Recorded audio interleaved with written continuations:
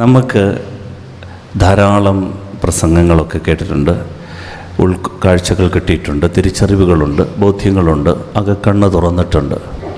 പക്ഷേ നമ്മുടെ ഭക്തിയും വിശ്വാസവും തമ്മിൽ ചേമ്പലിൽ കിടക്കുന്ന വെള്ളം പോലെ തെന്നി പോകുന്നു. ഞാൻ ആവർത്തിക്കുന്നു, ഓരോ വാക്കും പ്രധാനപ്പെട്ടതാണ്. ഭക്തിയും വിശ്വാസവും രണ്ടും രണ്ട് കൊമ്പത്താണ്. ഭക്തി ഒരു വികാരത്തിൻ്റെ പ്രകടനമാണ്. വികാര തീവ്രതയിൽ അടുത്ത് നിൽക്കുന്നവരിൽ നിന്ന് നമ്മിലേക്ക് പടർന്നു കയറുന്ന ആവേശമാണ് ഭക്തി. അത് പ്രത്യേകം വിശ്വാസത്തിൻ്റെ പിൻബലമൊന്നും വേണ്ട അതിന്. മറിച്ച് വിശ്വാസം പണ്ട് നമ്മുടെ പൂർവ്വീകർക്കൊക്കെ ഉണ്ടായിരുന്നു. അവർ വലിയ ഭക്തി പ്രസ്ഥാനങ്ങളിലൊന്നും പോയില്ല. അവർക്കറിയാവുന്ന പള്ളിയിൽ മുള്ളും മുറുക്കനും പതിയിരിക്കുന്ന ഒറ്റയടി പാതയിലൂടെ നടന്ന് രാത്രി പാതിരാ കുർബാനയ്ക്ക് പിള്ളേരെ മുക്കത്ത് വെച്ചുകൊണ്ട് അവർ നടന്നു ചെന്നിട്ട് എൻ്റെ ദൈവമേ എന്ന് വാവിട്ട് നിലവിളിക്കുമ്പോൾ അത്രയുള്ളവരുടെ ഭക്തി. പക്ഷേ അവർക്ക് വിശ്വാസം ഉണ്ടായിരുന്നു. അതുകൊണ്ടാണ് ഇന്ന് നമ്മുടെ കുഞ്ഞുങ്ങളെ പിശാച് ഞോണ്ടിക്കൊണ്ട് പോകാത്തത്. അവരന്ന് വിളിച്ചൊരു വിളി വീടിന് ചുറ്റും കെട്ടുകിടപ്പുണ്ട്. അതുകൊണ്ട് തന്നെ നമുക്കൊക്കെ ഈ ഭക്തിയിൽ നിന്ന് വിശ്വാസത്തിലേക്കൊരു വളർച്ച, എങ്കിലേ സഭ രക്ഷപ്പെടുകയുള്ളൂ. സഭയുടെ രക്ഷയെക്കുറിച്ച് ചിന്തിക്കാനും എങ്ങനെ ഈ സഭയെ നമുക്കൊന്ന് രക്ഷപ്പെടുത്തണം എന്നതിനെക്കുറിച്ചുമാണ് നമ്മുടെ പ്രധാനപ്പെട്ട ചിന്ത. അല്ലാത്ത ചിന്തയുള്ള ആരെങ്കിലും ഉണ്ടോ? ഉള്ളൊരു പറഞ്ഞേ ഹല്ലേലൂയ. അല്ലാത്ത ഉള്ള ചിന്ത ഇതായിരിക്കട്ടെ, സഭയെ നമുക്ക് രക്ഷപ്പെടുത്തുക. ഈ 40 ദിവസത്തെ പ്രാർത്ഥനയുടെ ലക്ഷ്യം അതാണ്. ഇപ്പോൾ സഭ അത്രമാത്രം പ്രശ്നത്തിലാണോ? സഭ അത്ര പ്രശ്നത്തിലാണോ? സഭയിൽ ഒരുപാട് പ്രശ്നങ്ങളുണ്ടോ? ചിന്തിക്കുന്നവർക്കറിയാം സഭ പഴയതുപോലൊക്കെ ഒഴുകുന്നുണ്ട്. പക്ഷേ വിഷയം സഭയുടെ ദൗത്യബോധം എന്താണെന്ന് സഭയിലുള്ള എനിക്കും സഭയുടെ മക്കളായ നിങ്ങൾക്കും സഭയിലെ എല്ലാവർക്കും കാലഘട്ടത്തിൽ വിസ്മരിച്ചു പോകുന്നു. ദൗത്യബോധം നഷ്ടപ്പെടുന്നു. ഇതാണ് നമ്മുടെ ജീർണതയുടെ, നമുക്കെന്തെങ്കിലും അപജയങ്ങൾ സംഭവിക്കുന്നുണ്ടെങ്കിൽ അതിൻ്റെ കാരണം. ദൗത്യബോധം നഷ്ടപ്പെട്ടാൽ ദിശാബോധം നഷ്ടപ്പെടും. ആവർത്തിക്കാം, നമുക്കൊരു ഉത്തരവാദിത്വമുണ്ട്. ഈ ഉത്തരവാദിത്വം എന്താണെന്ന് ഞാൻ അറിയാതെ പോയാൽ എൻ്റെ ദിശ, ഞാൻ എങ്ങോട്ടാണ് ഒഴുകുന്നതെന്ന് മറന്നുപോകും. ചരിത്രത്തിൽ ഒരു സംഭവം ഞാൻ നിങ്ങളോട് പറയുമ്പോൾ ഒരു പക്ഷേ കുറച്ചുകൂടെ വ്യക്തത ഉണ്ടാവും, ക്ലാരിറ്റി ഉണ്ടാവും. നിങ്ങൾ ശ്രദ്ധയോടെ ഇരിക്കുന്നവരായതുകൊണ്ടും അഥവാ ഉറങ്ങിയാലും കുഴപ്പമൊന്നുമില്ല, ഉറങ്ങിക്കോണം. അതൊക്കെ മാനുഷികമായിട്ടുള്ള ദൈവവിളികളാണ്. അതൊന്നും മസിൽ പിടിച്ച് കളയരുത്.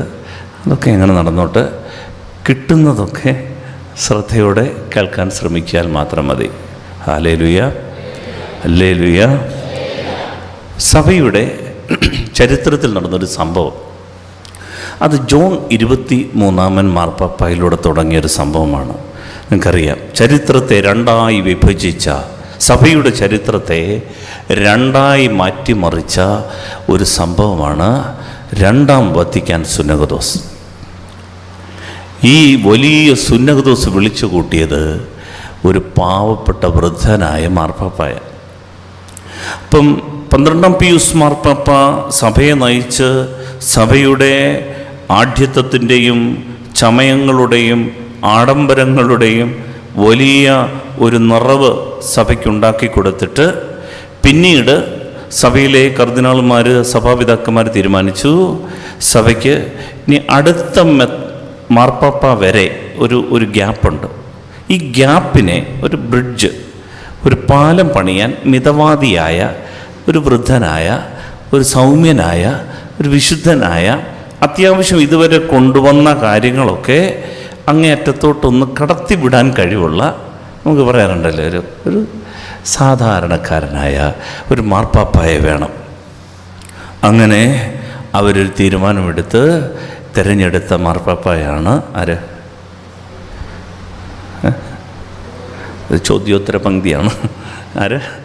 ജോൺ പോളല്ല, ജോൺ 23 മാർപ്പാപ്പ, ഒരു സാധു. അങ്ങനെ മാർപ്പാപ്പായെ തിരഞ്ഞെടുത്തു. മാർപ്പാപ്പ എല്ലാവരെയും നോക്കി ചിരിച്ചു, എല്ലാവരും മാർപ്പാപ്പായെ നോക്കി ചിരിച്ചു, സന്തോഷമായി. അങ്ങനെ ഇരിക്കുമ്പോൾ 2 മാസം കഴിഞ്ഞപ്പോൾ ഈ മാർപ്പാപ്പ കർദിനാളന്മാരുടെ അടുത്ത് പറഞ്ഞ്, നമുക്കൊരു പൊതു സുന്നഹദോസ് വിളിച്ചു കൂട്ടണം. ഞെട്ടിപ്പോയി.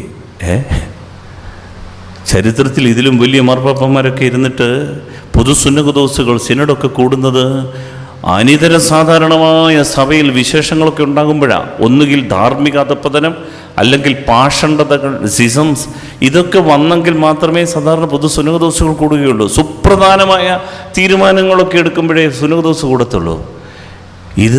ഇത് മാർപ്പാപ്പ അങ്ങോട്ടായി 2 മാസം കഴിഞ്ഞപ്പോൾ എല്ലാവരും വിളിച്ചു പറയുകയാണ്, നമുക്കൊരു സിനഡ് കൂടണം. 3 പ്രതികരണങ്ങളാണ് ഉണ്ടായത്.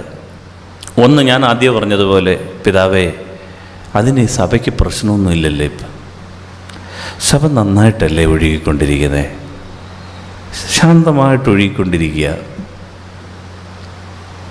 രണ്ടാമത്തെ പ്രതികരണം, പാവം ഇച്ചിരി പ്രായമായപ്പോൾ ഈ വൃദ്ധരുടെ ചില ജൽപ്പനങ്ങളുണ്ട്, നിങ്ങൾക്കൊന്നും ഇവിടുന്നും ഇല്ല, നിങ്ങൾ പമ്പയാറിനക്കരയൊക്കെ വന്നാൽ കാണും, ചില വൃദ്ധരായിട്ടുള്ള ആളുകൾ ഇങ്ങനെ പിറുപിറുത്തുകൊണ്ടൊക്കെ, അതാണെന്നാണ് കരുതി. ഇപ്പോൾ ഈ പ്രായമായ ആളുകളുടെ ഒരു ജൽപ്പനമായിട്ടാണ് ആര് കരുതിയത്? ജനം കരുതിയത്, കർദിനാൾമാർ കരുതിയത്. അതുകൊണ്ട് പറഞ്ഞു, വലിയ കാര്യമാക്കണ്ട. മൂന്നാമത്തെ പ്രതികരണം, ഇതൊരു ദൈവീക ചിന്തയല്ല, ഇത് പിശാചിൽ നിന്നുണ്ടായ ഒരു ചിന്തയാകാൻ സാധ്യതയുണ്ട്. ആർക്ക്? നിങ്ങൾ സഹകരിക്കുന്നത് എന്നോട് പിണക്കമാണോ? അല്ല, മാർപ്പാപ്പായ്ക്ക് ഇതൊരു പിശാചിൽ നിന്നുണ്ടായ ചിന്തയാകാൻ സാധ്യതയുള്ളൂ എന്ന് പറഞ്ഞു. മാർപ്പാപ്പ 2 മാസത്തേക്ക് മിണ്ടിയില്ല. 2 മാസം കഴിഞ്ഞപ്പം വീണ്ടും വിളിച്ചു പറഞ്ഞു, നമുക്കൊരു പൊതു സുന്നഹദോസ് ആവശ്യമുണ്ട്. അപ്പോൾ കർദിനാൾമാർ പറഞ്ഞു, ഇത് പ്രശ്നമാണ്. അപ്പോൾ അവർ പറഞ്ഞു, സഭ നന്നായിട്ട് പോകില്ലേ, ഇപ്പം പ്രശ്നമൊന്നുമില്ലല്ലോ സഭയ്ക്ക്, സഭ നന്നായിട്ടല്ലേ ഒഴുകുന്നത്. അപ്പോൾ അദ്ദേഹം പറഞ്ഞ വചനമാണ്, വാക്കാണിത്, ശ്രദ്ധിക്കണം. സഭ ശാന്തമായാണ് ഒഴുകുന്നത്, പക്ഷേ ദിശ മാറിയാണ് ഒഴുകുന്നത്. സഭ ശാന്തമായാണ് ഒഴുകുന്നത്, പക്ഷേ വെട്ടം കിട്ടിയവർക്കറിയാം സഭ ദിശ മാറിയാണ് ഒഴുകുന്നത്. പഴയ പോലെ വീട്ടിൽ കലഹങ്ങളൊന്നുമില്ല, ബഹളങ്ങളൊന്നുമില്ല, ശാന്തമായിട്ടാണ് അവരവരുടെ പാട് നോക്കിയാണ് ജീവിക്കുന്നത്. പക്ഷേ കുടുംബങ്ങളൊക്കെ ദിശ മാറിയാണ് ഒഴുകുന്നത്. ഇടവകയിൽ പഴയതുപോലെ പൊതുയോഗത്തിൽ അടിയും പിടി ബഹളമൊന്നുമില്ല, എല്ലാം ശാന്തമാണ്, പക്ഷേ ദിശ മാറിയാണ് ഒഴുകുന്നത്. സഭ ദിശ മാറിയാണ് ഒഴുകുന്നതെങ്കിൽ സഭയെ, ചരിത്രത്തിലുള്ള സകല മാലിന്യങ്ങളും പേറി ഒഴുകുന്ന ഈ സഭയെ നേരായ വഴിയിലൂടെ ഒഴുക്കേണ്ടത് നമ്മുടെ കടമയാണ്. ഉത്തരേന്ത്യയിൽ ഗംഗ ഒഴുകുന്നുണ്ട്, പുണ്യനദിയാണ്. പക്ഷേ സകല മാലിന്യങ്ങളും, ഒരുപക്ഷെ കത്തിത്തീരാത്ത ശവശരീരങ്ങളും ജീർണിച്ചുപോയ മനുഷ്യാവയവങ്ങളും എല്ലാം കൊണ്ട് ഒഴുകുന്നുണ്ട്. അതതിൻ്റെ വഴിയിലൂടെയാണ് ഒഴുകുന്നത്, അത് പുണ്യനദിയുമാണ്. പക്ഷേ ചരിത്രത്തിൻ്റെ മാലിന്യങ്ങൾ സഭയിൽ കയറിക്കൂടിയിട്ടുണ്ട്. അങ്ങനെയെങ്കിൽ ഈ സഭയെ നേരായ വഴിയിലൂടെ ഒഴുക്കിവിടാൻ സഭയ്ക്ക് ദിഷണാബോധമുള്ള ആളുകൾ ഉണ്ടാകണം. സഭയ്ക്ക് ദൗത്യബോധമുണ്ടെങ്കിൽ സഭയ്ക്ക് ദിശാബോധമുണ്ടാകും. ഹല്ലേലൂയ. ഞാനീ പറയുന്നത് ബൈബിളിലെ വചനങ്ങളുമായിട്ട് ചേർത്ത് വെച്ചുകൊണ്ട് തന്നെയാണ്. ഈശോ ആഗ്രഹിക്കുന്നതിൽ നിന്നൊരു കഷണം പോലും വേറെ പറയത്തില്ല. ഈശോ ആഗ്രഹിക്കുന്നത് മാത്രമേ പറയത്തുള്ളൂ. പക്ഷേ നിങ്ങളൊരല്പം ഗൗരവത്തോടെ ഈ വിഷയം കൈകാര്യം ചെയ്യാൻ ആഗ്രഹിക്കുന്നു. നിങ്ങൾ വിചാരിക്കുക 40 ദിവസം ഇത് ഏതൊക്കെ പ്രസംഗം, എന്തൊക്കെ പ്രസംഗം, ഇതെല്ലാം കൂടെ തലക്കേറി പാടെ വട്ടുപിടിക്കുമല്ലോ. ഞാൻ നിങ്ങളോട് ഒറ്റ കാര്യമേ പറയത്തുള്ളൂ, നമ്മൾ മറന്നാലും ഒരു പ്രശ്നമില്ല. പക്ഷേ ഇത് നമ്മുടെ ജീവിതത്തിൻ്റെ അടിസ്ഥാനപരമായ ഈ കാലഘട്ടത്തിൽ സഭയ്ക്ക് വേണ്ടതായ ഒരു പ്രധാന കാര്യമായതുകൊണ്ട് സഭയുടെ മക്കളായ നമുക്ക് ഓരോരുത്തർക്കും ഇതിൻ്റെ ഉത്തരവാദിത്വമുണ്ട്. ഇവിടെ ഇരിക്കുന്ന എനിക്കും ഇവിടെ ഇരിക്കുന്ന സമർപ്പിതർക്കും ഇവിടെ ഇരിക്കുന്ന ആത്മായ പ്രതിനിധികൾക്കും സഭയെ മുന്നോട്ട് നയിക്കുന്ന പ്രാർത്ഥനയ്ക്ക് വെട്ടവും വെളിച്ചവും കിട്ടിയിട്ടുള്ള ഈശോയോട് ഒരു പടി കൂടി അടുത്ത് നിൽക്കാൻ കൃപ കിട്ടിയിട്ടുള്ള അനേക തവണ ദൈവാനുഭവത്തിൻ്റെ ഉന്നത തലങ്ങളിലേക്കൊക്കെ ഉയർത്തപ്പെട്ട നിങ്ങൾക്ക് പ്രിയപ്പെട്ടവരെ ഈ ഒരു കാഴ്ചപ്പാട് അനിവാര്യമാണ്, നമുക്ക് അനിവാര്യമാണ്. അതുകൊണ്ട് നമ്മുടെ വിഷയം ഇതാണ്, സഭയ്ക്ക് ഒരു ദൗത്യബോധമുണ്ട്. എന്താണ് സഭയുടെ ദൗത്യബോധം? സഭയ്ക്കൊരു ലക്ഷ്യമുണ്ട്. സഭയ്ക്കൊരു ലക്ഷ്യം ഇല്ല എന്ന് ചിന്തിക്കുന്ന ആരെങ്കിലും ഇവിടെ ഇരിപ്പുണ്ടോ? ഇല്ല, എല്ലാവർക്കും അറിയാം സഭയ്ക്ക് ഒരു ദൗത്യമുണ്ട്. അതെന്താണ്? അത് യേശു ക്രിസ്തുവിന് ഉള്ള അതേ ദൗത്യം തന്നെയാണ്. അതായത് യോഹന്നാന്റെ സുവിശേഷം 17-ാം അധ്യായം എടുക്കാം. അതിൻ്റെ ബൈബിളുണ്ടോ? ഉച്ചത്തിൽ വായിക്കുന്നവരുണ്ടോ? ഉണ്ട്. ബൈബിളിൽ യോഹന്നാന്റെ സുവിശേഷം 17-ാം അധ്യായം 4-ാമത്തെ തിരുവചനം വായിക്കാമോ?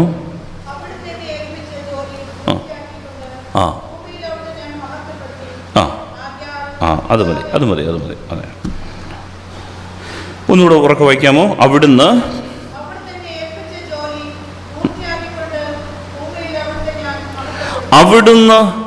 എന്നെ ഏൽപ്പിച്ച ജോലി പൂർത്തിയാക്കിക്കൊണ്ട് ഭൂമിയിൽ അവിടുത്തെ ഞാൻ മഹത്വപ്പെടുത്തി. അപ്പോൾ ഈശോ പറയാണ്, എനിക്കൊരു ദൗത്യം ഉണ്ടായിരുന്നു. അതാരെ ഏൽപ്പിച്ചതാണ്? പിതാവ് ഏൽപ്പിച്ച ജോലിയാണ്. ഈശോ പറയാണ്, പിതാവേ, ഞാൻ മരിക്കാറായി, നാളെ കഴിഞ്ഞ് ഞാൻ കാൽവരിയിൽ കയറുകയാണ്, കുരിശിൽ മരിക്കുകയാണ്. ഞാൻ ഏറ്റതായ ഉത്തരവാദിത്വം, പിതാവെന്നെ ഏൽപ്പിച്ച ജോലി ഞാൻ പൂർത്തിയാക്കി. എന്നിട്ട് അങ്ങനെ ഞാൻ എൻ്റെ അപ്പനെ മഹത്വപ്പെടുത്തി. എന്നിട്ട് 5-ാമത്തെ വാക്യത്തിൽ പറയുകയാണ്, 5-ാമത്തെ വാക്യം കൂടെ വായിക്കാം.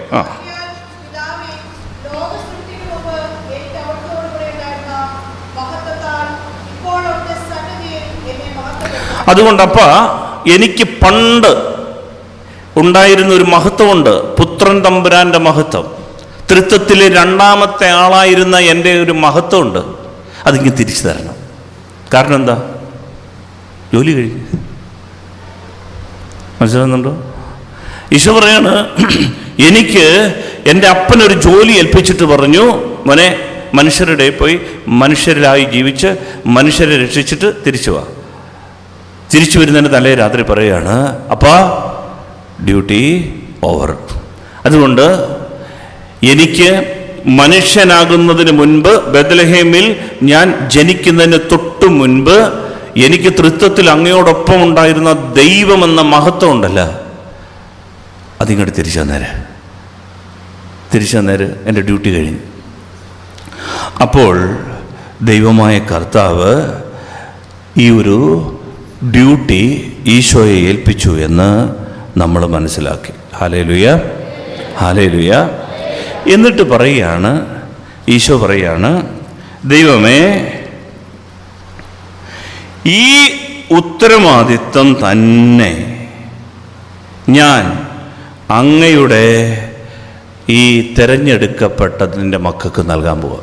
ഈ ഭൂമിയിൽ ദൈവമായ കർത്താവ് കുറേ പേരെ നമ്മളെ ദൈവം ഈശോയ്ക്ക് കൊടുത്തു. എന്നിട്ട് ഈശോ പറയാണ്, അങ്ങെനിക്ക് തന്ന, ലോകത്തിൽ അങ്ങെനിക്ക് തന്ന അവർക്ക് ഈ അതേ ദൗത്യം ഞാൻ അവരെ ഏൽപ്പിച്ചിരിക്കുകയാണ്. എന്ന് വെച്ചാൽ സഭയുടെ ദൗത്യം എന്താണ്? പിതാവ് ഈശോയെ ഏൽപ്പിച്ച അതേ ദൗത്യം നമ്മൾ നിറവേറ്റണം. മനസ്സിലായവർ പറഞ്ഞേ ഹല്ലേലൂയ. അത് വളരെ പ്രധാനപ്പെട്ടാണ്. അതുകൊണ്ടാണ് 6-ാമത്തെ വാക്യം വായിക്കാം.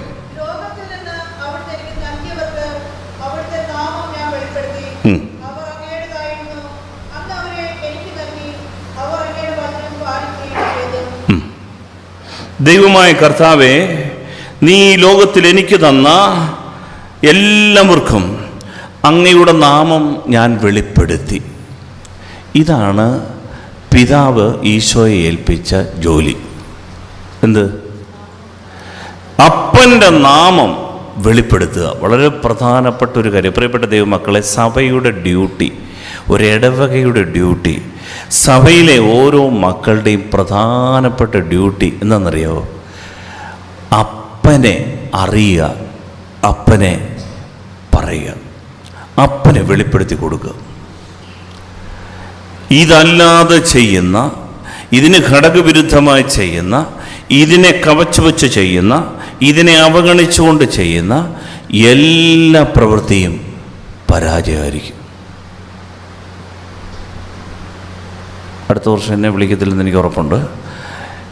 ഇതല്ലാതെ സഭയുടെ എല്ലാ പ്രവൃത്തികളും പരാജയത്തിലേക്ക് നീങ്ങും. ഹല്ലേലൂയ. എൻ്റെ പിതാവ് എനിക്ക് വെളിപ്പെടുത്തി അങ്ങയുടെ നാമം ഞാൻ അവർക്ക് നൽകി.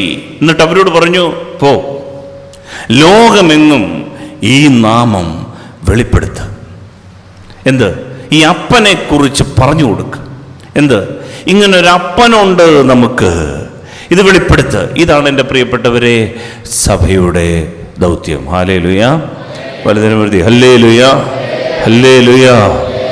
ഈശോയുടെ ഏറ്റവും പ്രിയപ്പെട്ട മക്കളെ, ഈശോ നമ്മിൽ നിന്ന് ആഗ്രഹിക്കുന്ന ദൗത്യം, ഡ്യൂട്ടി, ഈ ദൗത്യബോധം നഷ്ടപ്പെട്ടാൽ ദിശാബോധം നഷ്ടപ്പെടും. ഈ ദൗത്യത്തെക്കുറിച്ച് നമുക്ക് അവബോധം പോയാൽ നമ്മൾ എങ്ങോട്ടാണ് ഒഴുകുന്നതെന്ന് മനസ്സിലാകാതെ പോകും.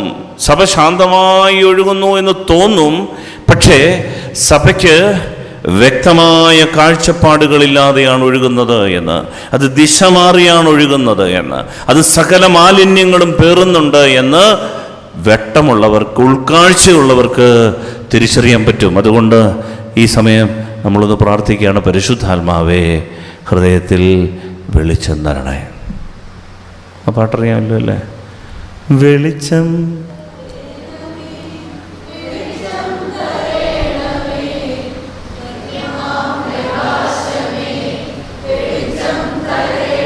മറ്റേ പാട്ടുകളൊക്കെ നല്ലതാണ്. പോയോ? പിന്നെ ഈ പാട്ടുകളൊക്കെ പണ്ട് നമ്മളിങ്ങനെ പാടിക്കൊണ്ടിരുന്ന പാട്ടുകളല്ലേ അല്ലേ? അങ്ങനെയുള്ള കുഞ്ഞു കുഞ്ഞു പാട്ടുകളുണ്ട്. നമ്മുടെ പിതാക്കന്മാരൊക്കെ നമ്മളെ പഠിപ്പിച്ച ചെറിയ ചെറിയ പാട്ടുകൾ, ഈ ഉള്ളിൽ സ്പാർക്ക് കിട്ടുന്ന പാട്ടുകളുണ്ട്.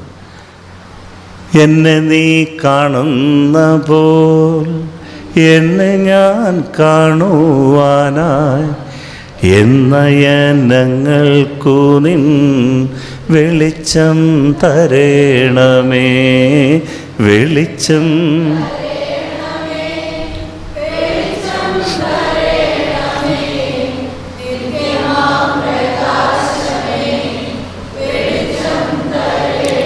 പ്രിയപ്പെട്ടവരെ, ഈ ദൈവം ഈ കാലഘട്ടത്തിൻ്റെ ഒരു പ്രശ്നം ഞാൻ പറയുമ്പോൾ നമുക്കൊന്നും തോന്നരുത്. നമുക്ക് ഈ കരിസ്മാറ്റിക് ധ്യാനങ്ങളും പ്രാർത്ഥനകളും എല്ലാം നല്ലതാണ്, ഒരുപാട് നല്ലതാണ്. പക്ഷേ പ്രശ്നം സംഭവിച്ചതെന്താണെന്നറിയോ? നമ്മൾ ഒരു വലിയ ഭക്തിയിലൂടെ അങ്ങ് നീങ്ങി നമ്മുടെ ഉള്ളിനെ നേരിടാൻ, നമ്മുടെ ജീർണാവസ്ഥകളെ നേരിടാൻ, നമ്മുടെ ഉള്ളിലേക്ക് നിശബ്ദതയോടെ ഒന്ന് നോക്കാൻ നമുക്ക് സാധിക്കാതെ പോകുന്നു. ഭൂമിയിൽ നമുക്ക് ഭയമാണ്. ഏറ്റവും വലിയ ഭയം എന്താണെന്നറിയോ? കടുവയും പുലിയൊന്നുമല്ല. ഏറ്റവും വലിയ ഭയം നമ്മുടെ ഉള്ളിനെ നോക്കാനാണ്.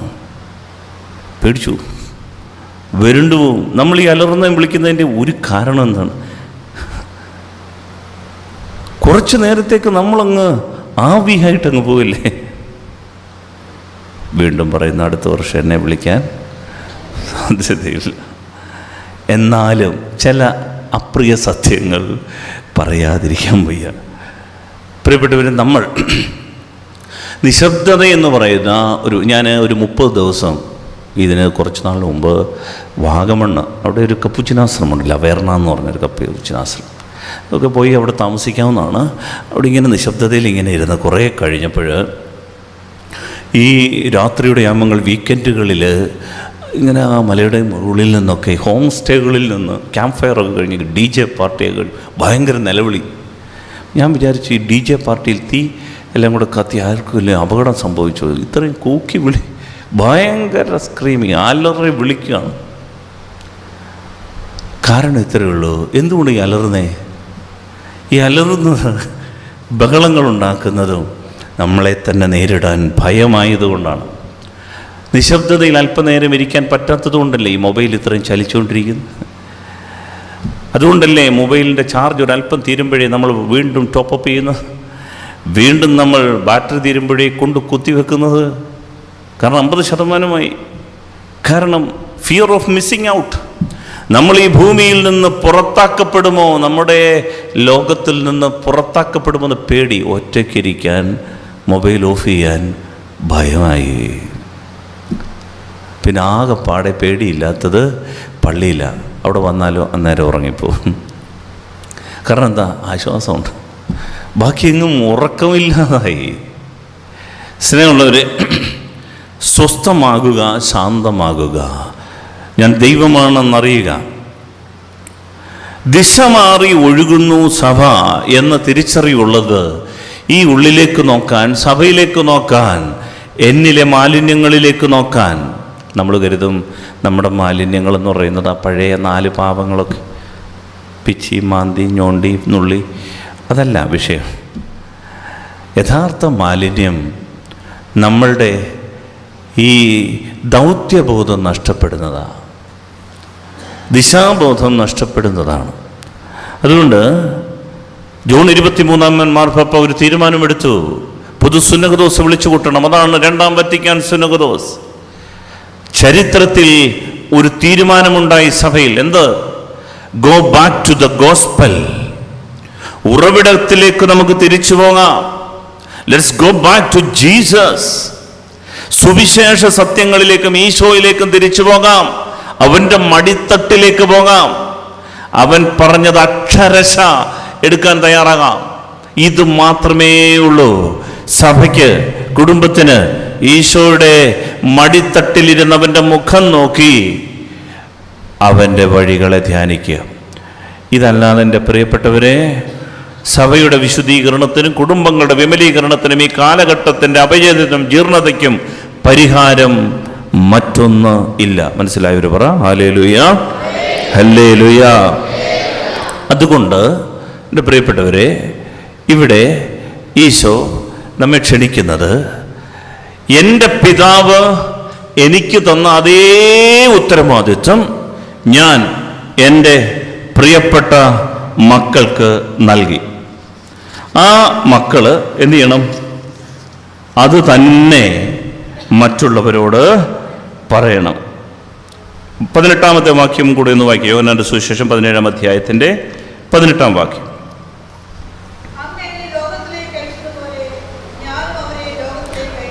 ഈ വചനം മറക്കരുത്. പിതാവേ, അങ്ങ് എന്നെ ലോകത്തിലേക്ക് അയച്ചതുപോലെ ഞാനും അവരെ ലോകത്തിലേക്ക് അയച്ചിരിക്കുന്നു. ഇതാണ് നമ്മുടെ ഡ്യൂട്ടി. അപ്പോൾ ഈശോ പറയുകയാണ്, എൻ്റെ അപ്പൻ എന്നെ എന്ത് ദൗത്യവുമായി ഈ ലോകത്തിലേക്ക് അയച്ചോ അതേ ദൗത്യമാണ് ആർക്കുള്ളത്? നമുക്കുള്ളത്, സഭയ്ക്കുള്ളത്.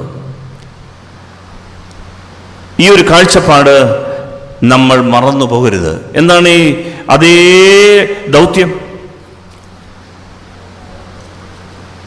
പിതാവിനെ വെളിപ്പെടുത്തുക. അതാണ് വീണ്ടും നമ്മൾ വായിക്കുന്നത്. യോഹന്നാന്റെ സുവിശേഷം 17ാം അധ്യായം 6ാം വാക്യം നമ്മൾ വായിച്ചത്, ലോകത്തിൽ നിന്ന് അവിടുന്ന് എനിക്ക് നൽകിയവർക്ക് അവിടുത്തെ നാമം ഞാൻ വെളിപ്പെടുത്തി. വെളിപാട്. അപ്പനെ അറിയണം, വെളിപ്പെട്ട് കിട്ടണം. അറിഞ്ഞ അപ്പനെ ലോകത്തിൽ മറ്റുള്ളവർക്ക് കൊടുക്കണം എന്ന് പറഞ്ഞാൽ, നമ്മളെ ഏത് സാഹചര്യത്തിലാണോ, വീട്ടിലാണോ, നമ്മുടെ പള്ളിയിലാണോ, നമ്മൾ 800 കോടി ജനതയുള്ള ഈ ഭൂമിയിൽ നമുക്കൊക്കെ പരിചയമുള്ള എത്ര പേര് കാണും? അങ്ങേറ്റം വന്നൊരു 40 പേര് കാണും. വളരെ ഹൃദയത്തോട് അടുത്തുള്ളത് ഒരു 10 പേര് കാണും. പിന്നെ എന്തെങ്കിലും വിഷയം ഉണ്ടെന്നുണ്ടെങ്കിൽ ഇടപെടാൻ 2 or 3 പേര് കാണും. അതും ഇല്ലാത്ത എത്രയോ പേര്. കോവിഡ് കാലത്ത് കൃത്യമായിട്ട് അറിഞ്ഞു നമ്മുടെ വീട്ടിൽ കല്യാണത്തിന് എത്ര പേര് വന്നു, അടക്കത്തിനൊക്കെ എത്ര പേര് വന്നെന്ന് നമുക്ക് മനസ്സിലായി. അവരൊക്കെ ഉള്ളൂ നമ്മുടെ കൂടെ. എന്നും ഈ വലിയ ഭൂമിയിൽ പ്രിയപ്പെട്ടവരെ, കുറഞ്ഞതൊരു 10, 40, 50 പേര് കാണും. ഈ 50 പേരുടെ ഇടയിൽ ഈ വെട്ടം, ഈ വെളിപാട് പങ്കുവെച്ചിട്ട് ആരും അറിയാതെ കടന്നു പോവുക. ഇതാണ് നമ്മുടെ ഉത്തരവാദിത്വം. ഇവിടെ ഈ സ്പിരിച്വാലിറ്റി ഒരു പക്ഷെന്നുണ്ടെങ്കിൽ ദിവ്യത്വം ഇപ്പോൾ അഗ്നി ഇറങ്ങി എന്നെ അങ്ങോട്ട് ഉയർത്തി വേറൊരു ലെവലിലെത്തി വരങ്ങൾ കൊണ്ട് നിറച്ച് ഞാനൊരു അതീന്ദ്രിയമായ വിശുദ്ധിയുടെ മേഘത്തിലൂടെ ഒഴുകി ഇങ്ങനെ ഇങ്ങനെയൊക്കെ ചിന്തിച്ച് കർത്താവുമില്ല, മേഘവുമില്ല, വരവുമില്ല എന്നൊക്കെ ആയി കഴിയുമ്പം നിരാശ അനുഭവപ്പെട്ടു തുടങ്ങും. ഇങ്ങനെ കുറേ ആളുകൾ നടക്കുന്നുണ്ട്. ഇപ്പോൾ അഗ്നി ഇറങ്ങും, ഇപ്പോൾ ദിവ്യകാരുണ്യത്തിൽ നിന്ന് തിരുമുഖം പ്രത്യക്ഷപ്പെട്ട് ചോര ഒഴുകി, ഇപ്പോൾ കൊന്തയുടെ മണം. ഇത് വേണ്ടെന്നല്ല, വന്നോട്ടെ, അതൊക്കെ എൻ്റെ വഴിക്ക് നടന്നോട്ടെ. പ്രിയപ്പെട്ടവരെ, സഭ എന്ന നിലയിൽ ഒരു വലിയ സമൂഹമാണ് നമ്മൾ. നമുക്കൊരു ദൗത്യം ദൈവം തന്നിട്ടുണ്ട്. എന്ത്?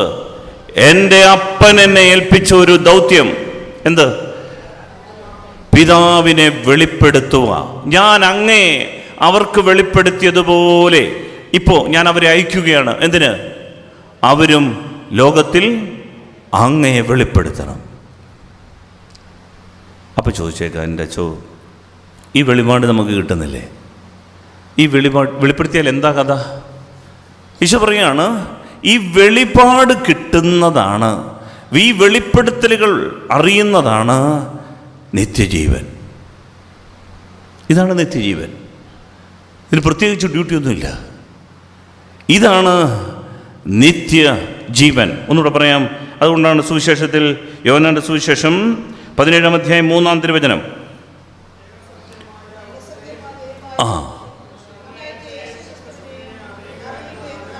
ഏകസത്യ ദൈവമായ അങ്ങയെയും അങ്ങയച്ച യേശു ക്രിസ്തുവിനെയും അറിയുക. ഇതാണ് നിത്യജീവൻ. ഈ വെളിപാട് കിട്ടിയാൽ നിത്യജീവൻ ഇതറിയുന്നതാണ് നിത്യജീവൻ. നമ്മൾ വിചാരിക്കും 33 തവണ വിശ്വാസ പ്രമാണം ചൊല്ലിയ സ്വർഗത്തിലെത്തും. ബൈബിളിൽ എവിടെയെങ്കിലും അങ്ങനെ പ്രാർത്ഥിച്ചാൽ സ്വർഗം കിട്ടുമെന്ന് പറയുന്നുണ്ടോ? ഞാൻ ഇതുവരെ വായിച്ചിട്ടില്ല. ജപമാല ചൊല്ലിയാൽ, ജപമാല ചൊല്ലണ്ടെന്നല്ല, ജപമാല ചൊല്ലണം. പരിശുദ്ധ അമ്മയുടെ മടിത്തട്ടിലിരുന്ന് കൊണ്ട് ഈശോയുടെ മുഖം ധ്യാനിക്കുന്നതിൻ്റെ വിധമാണ് ജപമാല. ഞാൻ ഇന്ന് 4 ജപമാല ചൊല്ലിയിട്ടാണ് വരുന്നത്. ചൊല്ലിയതിൻ്റെ മഹത്വം പറയല്ല, അതൊരു ധ്യാന വിഷയമാണ്. പക്ഷേ ഞാനിത് ചൊല്ലിയത് കൊണ്ട് എനിക്ക് സ്വർഗം കിട്ടുമെന്ന് ഉറപ്പില്ല. ബൈബിളിൽ പറഞ്ഞിട്ടില്ല. എൻ്റെ പ്രിയപ്പെട്ടവരെ, ഈശോയെ നമ്മൾ മനസ്സിലാക്കേണ്ടത് വളരെ പ്രധാനപ്പെട്ട ഒരു കാര്യമാണ്. ഞാനൊരു ചോദ്യം ചോദിക്കും, നിങ്ങൾ ഇടർച്ച വരുത്തില്ലെങ്കിൽ, ഈശോ പറഞ്ഞു സ്വർഗത്തിലെത്താൻ 6 കാര്യങ്ങൾ ചെയ്താൽ മതി. ഒരു ക്വസ്റ്റ്യൻ പേപ്പർ തന്നിട്ടുണ്ടായിരുന്നല്ലേ? മത്തായിയുടെ സുവിശേഷം 15-ാം അധ്യായത്തിൽ, അല്ല 25-ാം അധ്യായത്തിൽ നിങ്ങൾ വായിച്ചിട്ടുണ്ടോ? ഞാൻ വിശന്നിരുന്നു, നിങ്ങൾ എന്തോ തന്നു? ഫുഡ്. ഞാൻ ദാഹിച്ചിരുന്നു, നിങ്ങൾ കുടിക്കാൻ തന്നോ? കാരാഗൃഹത്തിലായിരുന്നു, വന്ന് കണ്ടോ? രോഗിയായിരുന്നു, നിങ്ങൾ എന്നെ സന്ദർശിച്ചോ? പരദേശിയായിരുന്നു, വീട്ടിൽ സ്വീകരിച്ചോ? പിന്നെ ഒരെണ്ണം കൂടെ ഉണ്ടല്ലോ.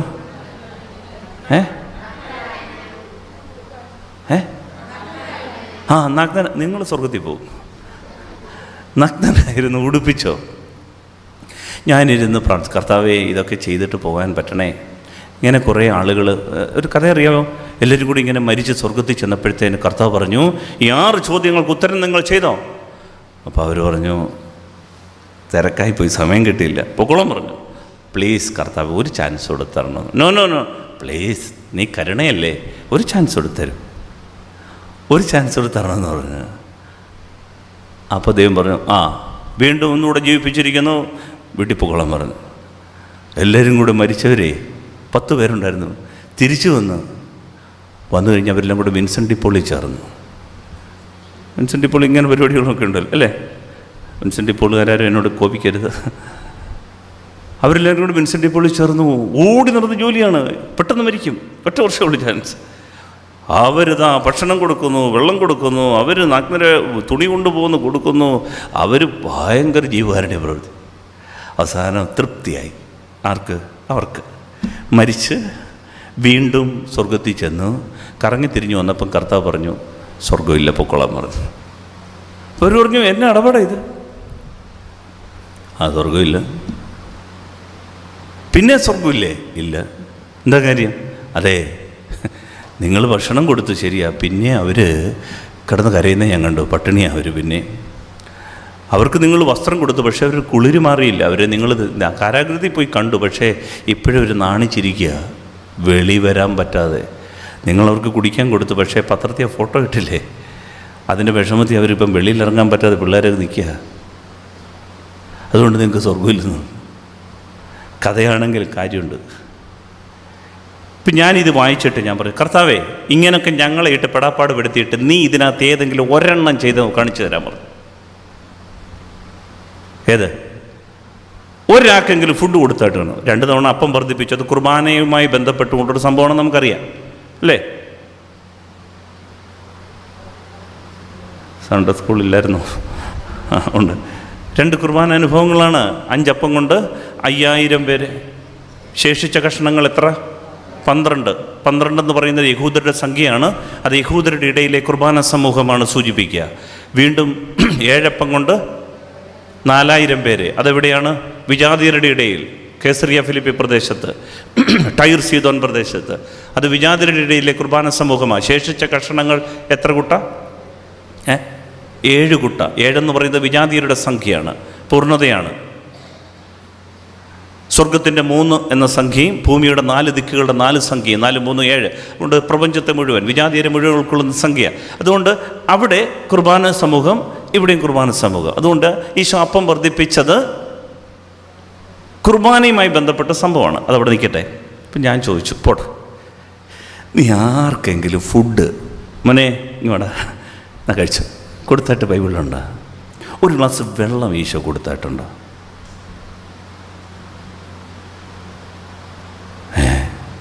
ശരിയാണ്, നിങ്ങളുടെ ബൈബിളിലില്ല, എൻ്റെ ബൈബിളിലില്ല, നിങ്ങളുടെ ബൈബിളിലുണ്ടോയെന്ന് എനിക്കറിഞ്ഞൂടാ. പോട്ടെ, ഈശോ കാരാഗ്രഹത്തിൽ സ്വന്തം സഹോദരൻ എന്ന് പറഞ്ഞു കഴിഞ്ഞാൽ സ്നാപയോഹന്നാൻ ഇത്രയും കഷ്ടപ്പെട്ട് വഴിയൊരുക്കി അടികൊണ്ട് തല വെട്ടാൻ വരെ വിധിക്കപ്പെട്ട് ഹെറോദേസിൻ്റെ കാരാഗ്രഹത്തിൽ കിടക്കുക. ഈശോ ഒരു തവണയെങ്കിലും ഈ കാരാഗ്രഹത്തിൽ കിടക്കുന്ന യോഹന്നാനെ സന്ദർശിച്ച? ഈശോയോടുള്ള സ്നേഹം കളയല്ലേ? ഒരു തവണയെങ്കിലും ഈശോ സന്ദർശിച്ചായിട്ട് കാണുന്നുണ്ടോ? മിണ്ടണില്ലല്ലോ. വീണ്ടും ഈശോ നഗ്നനായിരുന്നു ഒരാളെ. എന്തായാലും ഒരു മേലങ്കി ഉണ്ടായിരുന്നില്ല, അമ്മ ഉണ്ടാക്കി കൊടുത്തത്. കടമായിട്ടെങ്കിലും നമ്മനെ തണുക്കുന്നോ, ഇത് പുറച്ചോ കൊടുത്തിട്ടുണ്ട്. ബൈബിളിലില്ല. ഈശോ രോഗികളെ അങ്ങോട്ട് പോയി സുഖപ്പെടുത്തി ഏതെങ്കിലും സംഭവമുണ്ടോ? ആരെങ്കിലുമൊക്കെ അങ്ങനെ വയ്യാതെ, അയ്യോ രക്ഷിക്കണേ ഈശോയെ, കാഴ്ചയില്ലേ, ഇങ്ങോട്ട് വന്ന സൗഖ്യം. ഒരു രോഗിയുടെയെങ്കിലും വീട് സന്ദർശിച്ച് ഈശോ ആർക്കെങ്കിലും സൗഖ്യം കൊടുത്തിട്ടുണ്ടോ?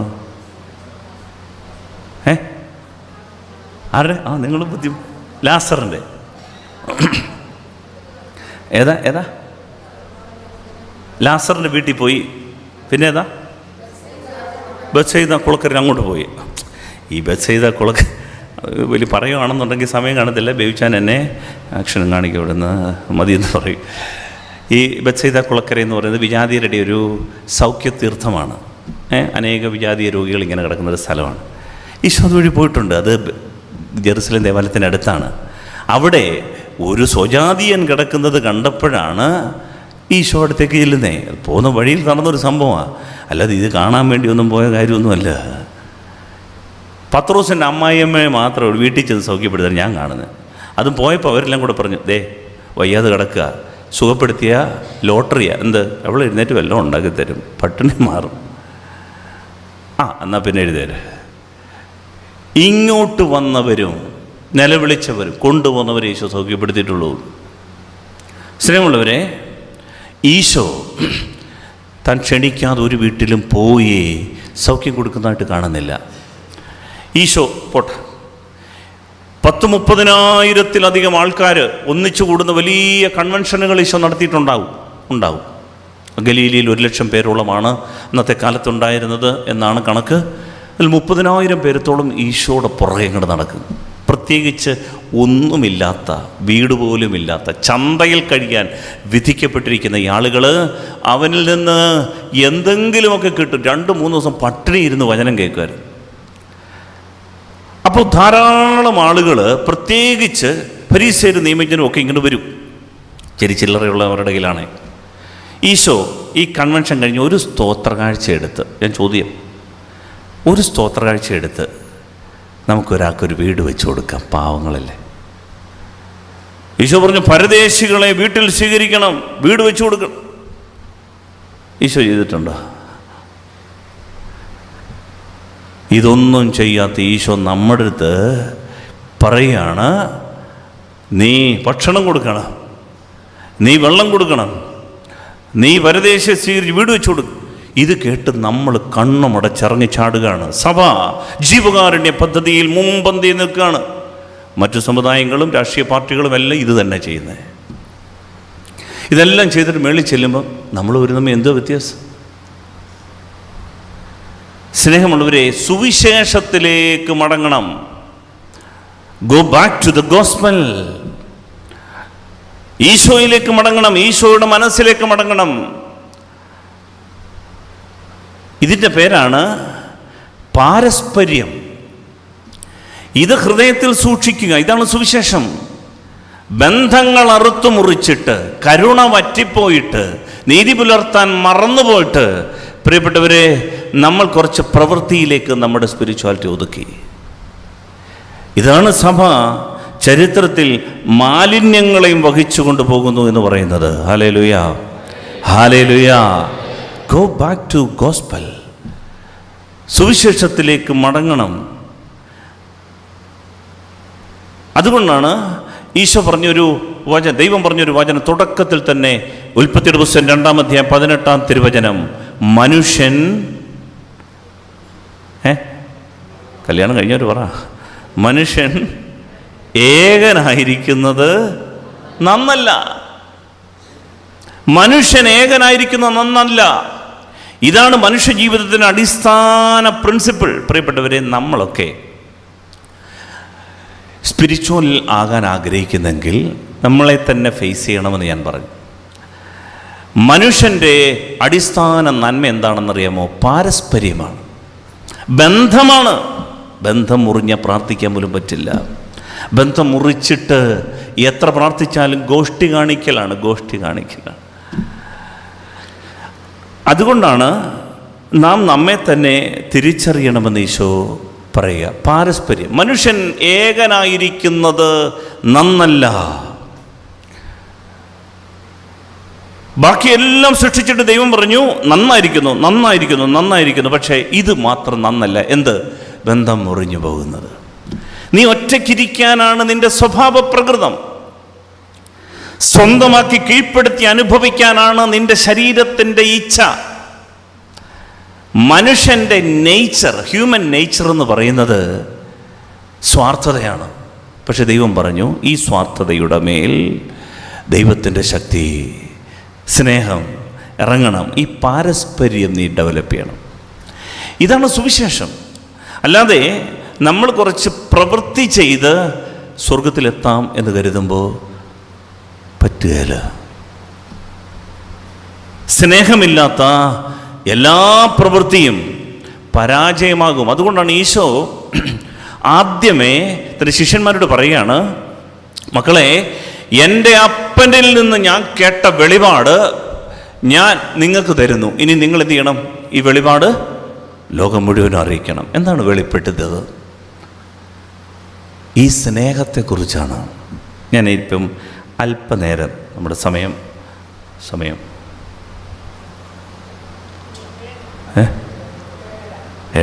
8 മണിക്ക് നമ്മൾ നിർത്തും. പേടിക്കരുത്, 8 മണിക്ക് നിർത്തും. 8 മണി മുതൽ 9 മണി വരെ ആരാധന അല്ലേ? 1/2 മണിക്കൂറുടെ ഉള്ളൂ. ശ്രദ്ധയോടെ കേൾക്കാം.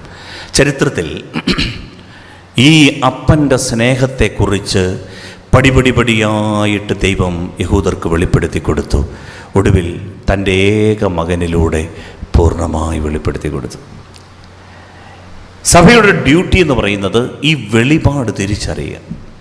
നമുക്കറിയാം, ഞാനിതിനെ ഒരു 6 ഘട്ടങ്ങളായിട്ട് കാണുകയാണ്.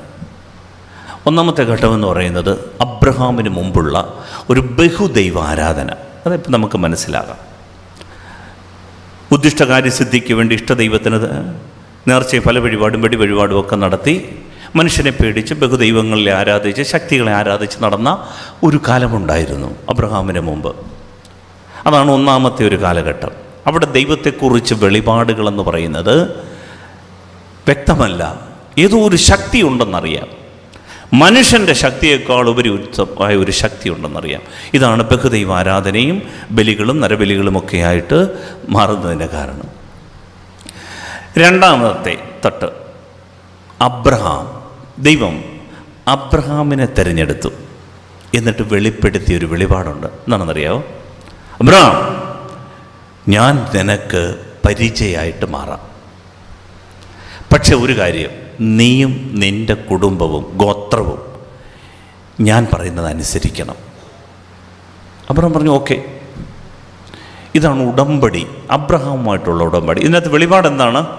അബ്രഹാം, നീയും നിൻ്റെ വീട്ടുകാരും നിൻ്റെ ദേശത്തെയും നിൻ്റെ പിതൃകുലത്തെയും ഒക്കെ വിട്ടിട്ട് നീ ഇങ്ങോട്ട് വിട്ടു പോരണം.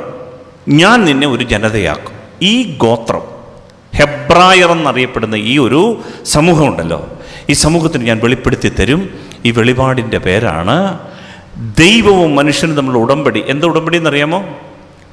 നീ എന്നെ അനുസരിച്ചാ ഞാൻ നിന്നെ നോക്കിക്കൊള്ളാം. നിൻ്റെ ജീവനും സ്വത്തിനും എതിരെ ആരും കൈവെക്കില്ല, ഞാൻ നോക്കാം. പക്ഷെ നീ മറ്റ് ബഹുദൈവ ആരാധനയിലേക്ക് പോയാൽ, നിൻ്റെ അപ്പന്മാരുടെ പഴയ രീതിയിലേക്ക് പോയാൽ കത്തിച്ചു കളഞ്ഞാൻ, ശരിയാക്കും ഞാൻ.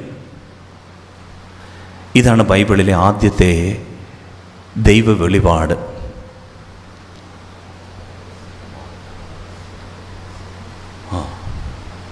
എനിക്കൊരു കുറച്ച് നേരം കൂടെ ടോക്കിന് സമയം കിട്ടി.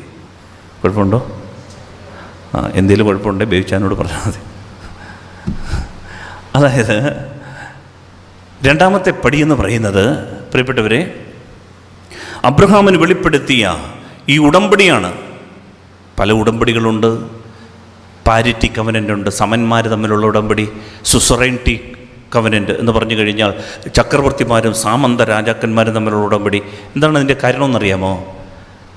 ചക്രവർത്തി പറയും, നിങ്ങളുടെ നാടിൻ്റെ ജീവനും സ്വത്തിനും ഞാൻ സംരക്ഷണം തരാം, പക്ഷേ നിങ്ങൾ എനിക്ക് കപ്പം തരണം. എന്ത് തരണം? കപ്പയല്ല, കപ്പം, നികുതി തരണം. അപ്പോൾ അങ്ങനെ ഒരു ഉടമ്പടിയുണ്ട്. ദൈവം പറഞ്ഞു, അബ്രഹാമേ, നിൻ്റെ വീടിനെ ഞാൻ സംരക്ഷിച്ചോളാം, പക്ഷേ നീ പഴയ സ്വഭാവത്തിലേക്ക് പോയാൽ, വിഗ്രഹാരാധനയിലേക്ക് പോയാൽ ഞാൻ കത്തിച്ചു കളയും. ഭീഷണി. വെളിപാടെന്ന് പറയുന്നത് ഭീഷണിയാണ്. ദൈവാരാധന ഭയം കൊണ്ടായി.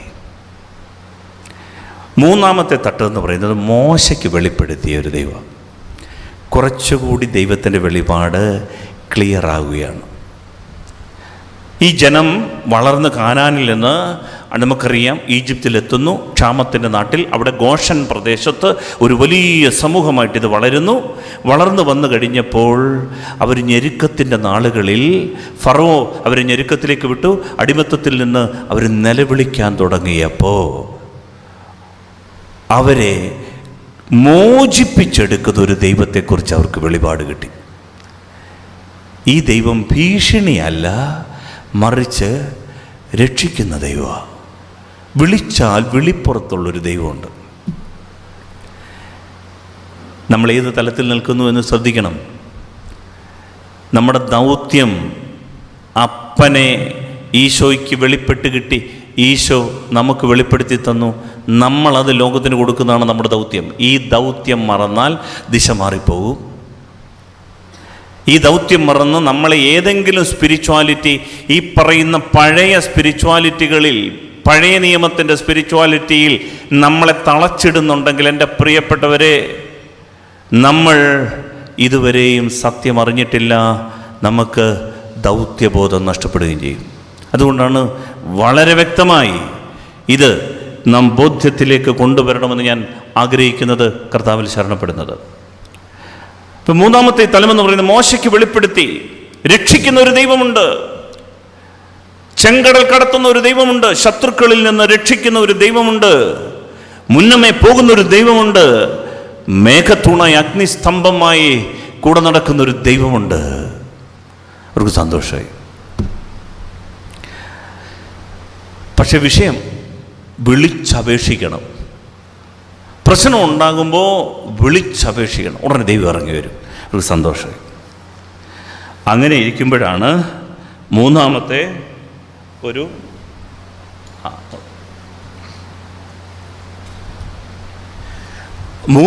ഒരു നാലാമത്തെ ഒരു തട്ട്. ആ വെളിപാട് സീനായ് മലയിലെ വെളിപാടാണ്. സീനായ് മല വരെ ഇവരെത്തി. അപ്പോൾ അവർക്ക് ബോധ്യപ്പെട്ടൊരു കാര്യം, ദൈവത്തെ വിട്ടുപോയാൽ കുഞ്ഞുകളിയല്ല. ഇവർ മല കയറിക്കഴിഞ്ഞപ്പോൾ ഇവർക്ക് മനസ്സിലായൊരു കാര്യം, മോശയും കാണാനില്ല, ദൈവത്തെയും കാണാനില്ല, ഈ ജനത്തിന് വെള്ളവുമില്ല, ഭക്ഷണവുമില്ല, കഷ്ടപ്പാടിൻ്റെ മേൽ ദുരിതത്തിൻ്റെ മേൽ ദുരിതം. ഇത് കണ്ടപ്പോൾ അവർ പറഞ്ഞു, അഹറോനെ, ഞങ്ങൾക്ക് ആ കാളക്കുട്ടിയെ ഉണ്ടാക്കിത്തരാൻ പറഞ്ഞു. അവരെല്ലാം കൂടെ കാളക്കുട്ടിയെ ആരാധിക്കാൻ തുടങ്ങി. സ്നേഹമുള്ളവരെ, ഈ കാളക്കുട്ടിയെ ആരാധിക്കാൻ തുടങ്ങിയ സമയത്ത് ദൈവമായ കർത്താവ് മോശയോട് പറഞ്ഞു, മോശേ, ഈ ജനത്തെ ഞാൻ കത്തിച്ചു കളയാൻ പോയി, എനിക്ക് മടുത്ത്, ഇതിൻ്റെ കൂടെ ഞാൻ വരുന്നില്ല, ഇവന്മാരിനിയും വിളിച്ചാലും ഞാൻ പോകത്തില്ലെന്ന് പറഞ്ഞു. മോശ പറഞ്ഞു, പ്ലീസ് അങ്ങൊന്നും പറയില്ല, നീ ദൈവമില്ല, ഞങ്ങൾ പാവപ്പെട്ട മനുഷ്യർ. ദൈവം മനസ്സ് മാറ്റി. ഇനിയിപ്പോൾ എന്താ വഴി? ദൈവം ഒരു പടി കൂടി വെളിപ്പെടുത്താൻ തീരുമാനിച്ചു. എങ്ങനെയാണെന്നറിയാമോ? 10 പ്രമാണങ്ങൾ ഞാൻ എഴുതി തരാം.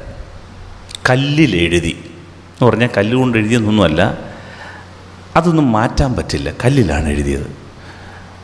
മോശയെ ഇത് ജനത്തിൻ്റെ കൊടുക്കണം, ഇത് ഇവരനുസരിച്ചാൽ ഞാൻ ഇവരുടെ കൂടെ നടക്കാം, ഇല്ലയോ ഞാൻ എൻ്റെ പണിക്ക് പോകും.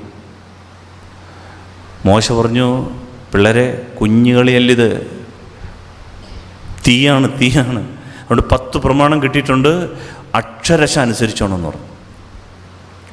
ഇതാണ് നാലാമത്തെ വെളിപാട്. ഇവിടെ വെളിപാടെന്ന് പറയുന്നത്, ദൈവം വാഗ്ദാന പേടകമായി, ഫലകങ്ങളായി, സമാഗമ കൂടാരമായി ഇവരുടെ കൂടെ നടക്കുക.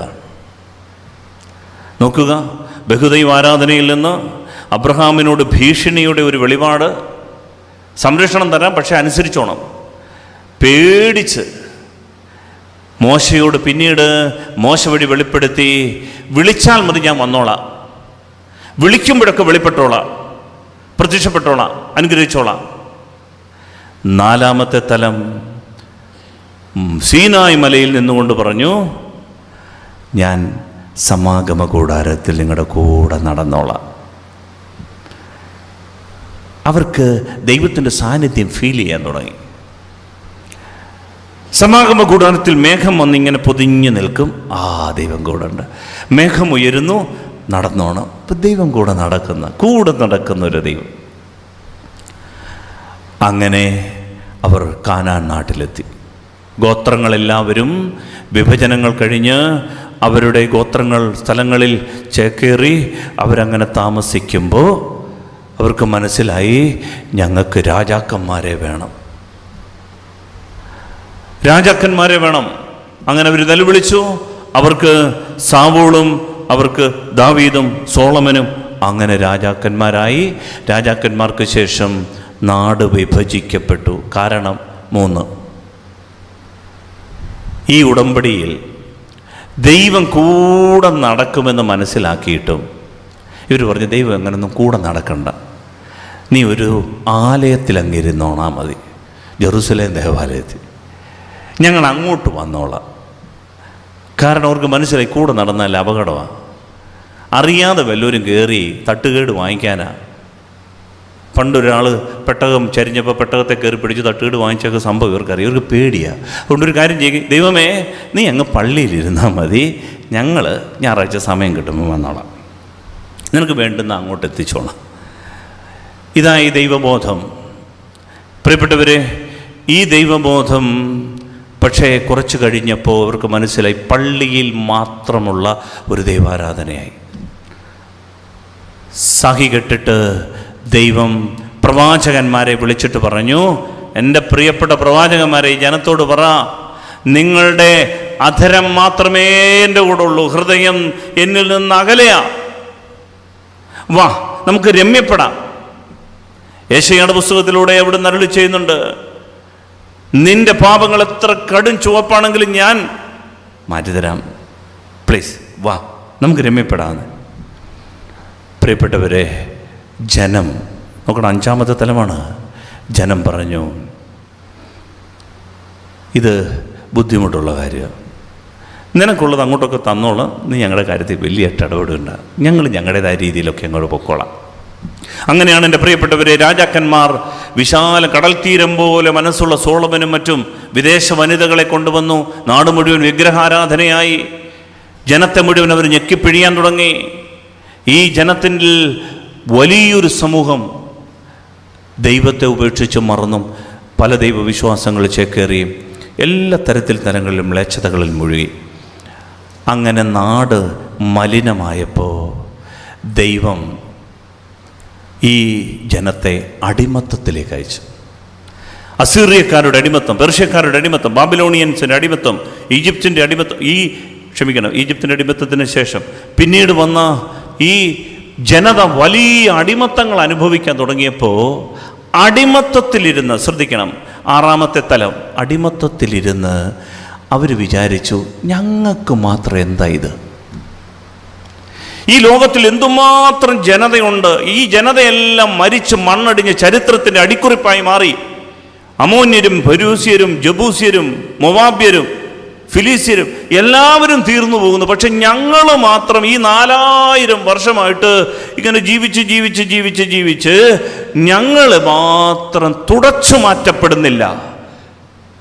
പക്ഷേ ഞങ്ങൾ പാപം ചെയ്യുമ്പോൾ ശിക്ഷ, കരയുമ്പോൾ മോചനം, പിന്നെയും അടിമത്തം, പിന്നെയും മോചനം, പിന്നെയും അടിമത്തം, പിന്നെയും ഈ നാട്ടിൽ കൊണ്ടുവരും. ഇതെന്തൊരു പരിപാടി? അപ്പോൾ അവർ ചിന്തിച്ചു,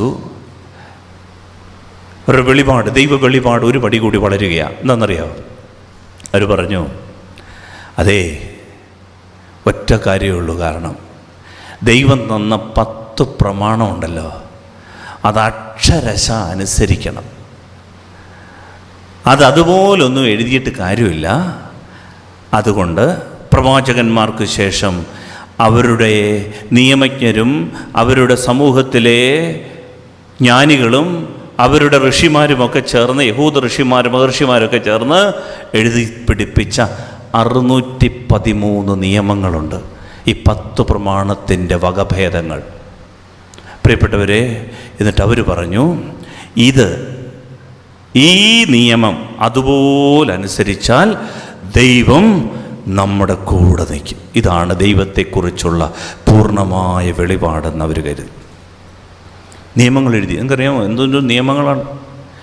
ബൈബിളിൽ നമ്മൾ വായിക്കുന്നുണ്ട്, സാബത്തിൽ ഒരു ദിവസം ഈശോ ശിഷ്യന്മാർ പട്ടിണി കിടന്നിട്ട് വയലിലൂടെ പോകുമ്പോൾ ഗോതമ്പ് പറിച്ച് കയ്യിലിട്ട് തിരുമ്മി തിന്ന്. പറിക്കുന്നുണ്ട്, കുഴപ്പമില്ല. പക്ഷേ സാബത്തിൽ അത് തിരുമ്മിയാൽ പ്രശ്നമായി. ഭയങ്കര നിയമമാണ്, വിചിത്രമായ നിയമങ്ങളാണ്, രസകരമായ. കോഴി മുട്ടയിട്ടത് കഴിക്കാൻ പാടില്ല. സ്ട്രെയിൻ എടുത്താണ് കോഴി മുട്ടയിടുന്നത്. ആ മുട്ട കഴിച്ചാൽ സാബത്ത് നിഷേധിച്ച്.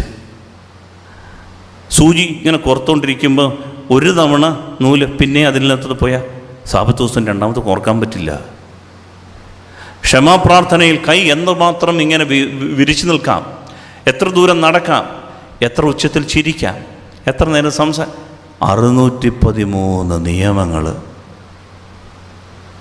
പ്രിയപ്പെട്ടവരെ, ഇത് എഴുതി ഈ വരേണ്യവർഗം അധകൃതരായ ഒരു വലിയ സമൂഹത്തിൻ്റെ മേൽ അടിച്ചേൽപ്പിച്ചപ്പോൾ ഈ ജനം പറഞ്ഞു, മടുത്ത്, പറ്റണില്ല ഞങ്ങൾക്ക്.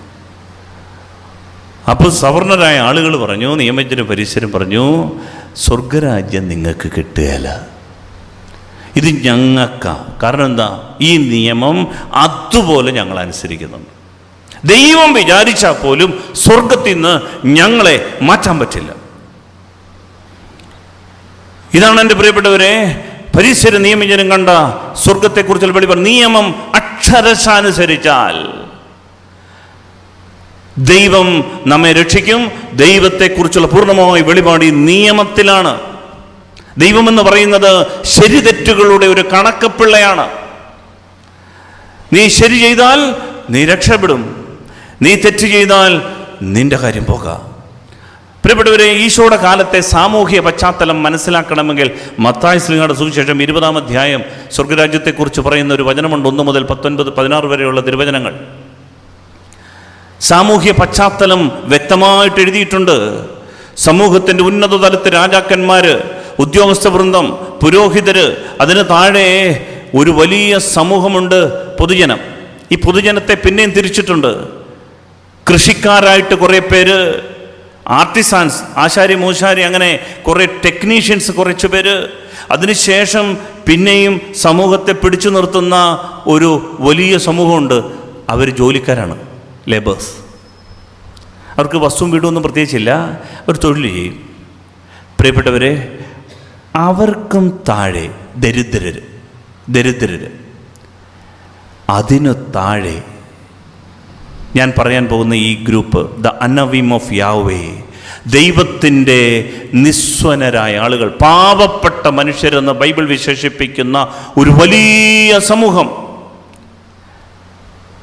ഈ വലിയ സമൂഹത്തിൽ ഏറ്റവും താഴേക്കടയിൽ ദരിദ്രർക്കും താഴെ, ആ വാക്ക് ഉപയോഗിക്കാമെങ്കിൽ എക്സ്പെൻഡബിൾസ്, നമ്മളൊക്കെ ഉപയോഗിക്കത്തില്ലേ തെണ്ടികളെന്ന്, ആ ഒരു വാക്ക് ഉപയോഗിക്കാമെങ്കിൽ, എന്ന് വെച്ചാൽ ഇവർക്ക് വീടില്ല, ചന്തസ്ഥലത്ത് കഴിയാൻ വിധിക്കപ്പെട്ടവർ.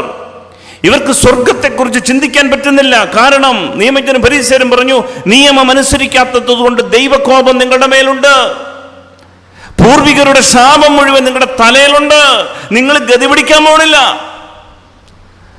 നിങ്ങളും നന്നാവൂല.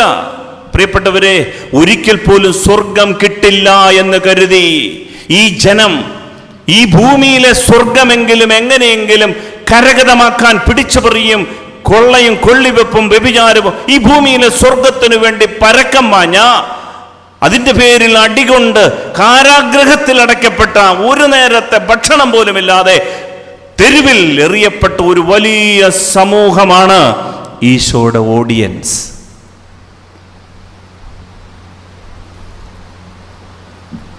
ഇവരോട് ഈശോ വെളിപ്പെടുത്തിയൊരു വെളിപാടുണ്ട്. എന്താണെന്നറിയോ?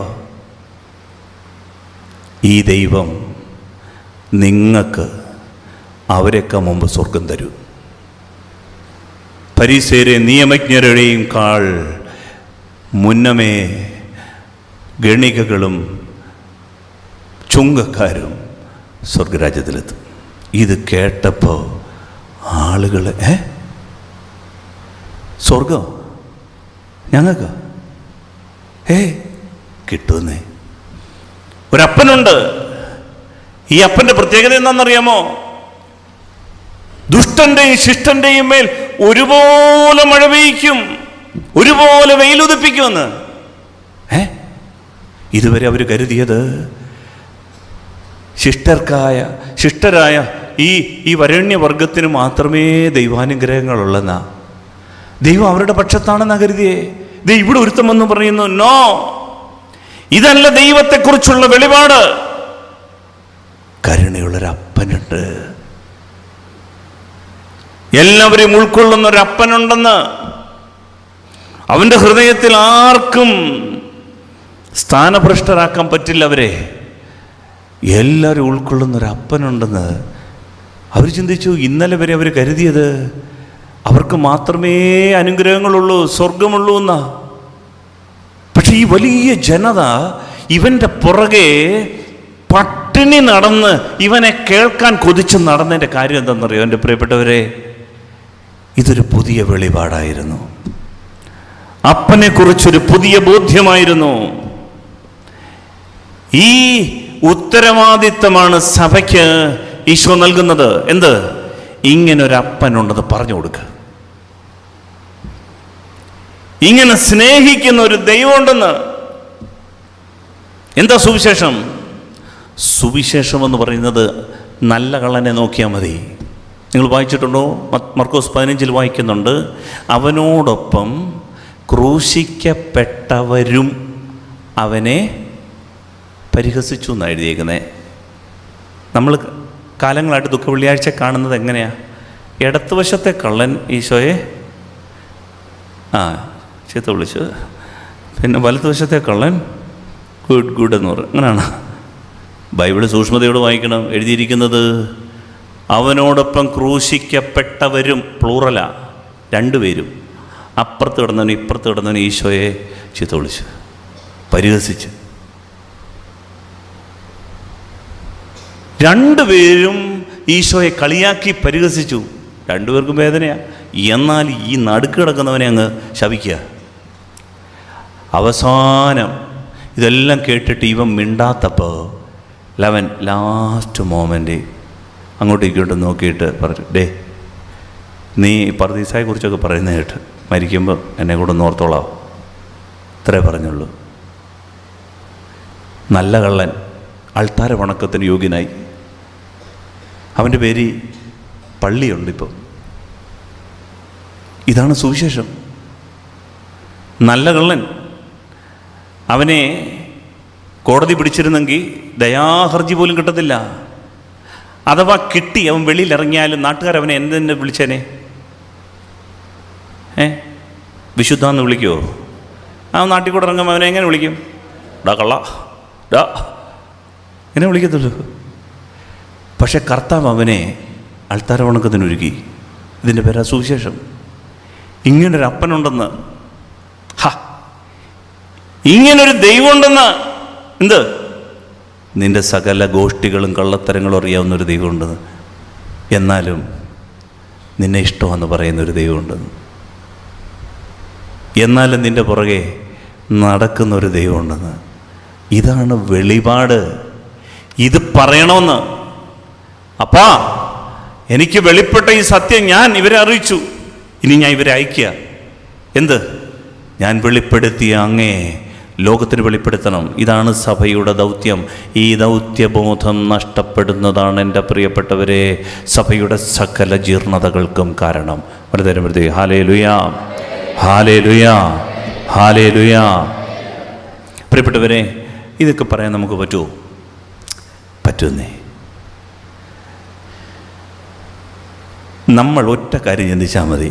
നമ്മളാരും 112 വയസ്സിൽ മരിച്ചാലും മാലാഖയായിട്ട് മരിക്കാൻ പോകുന്നില്ല എന്നങ്ങ് വിശ്വസിച്ചാൽ മതി.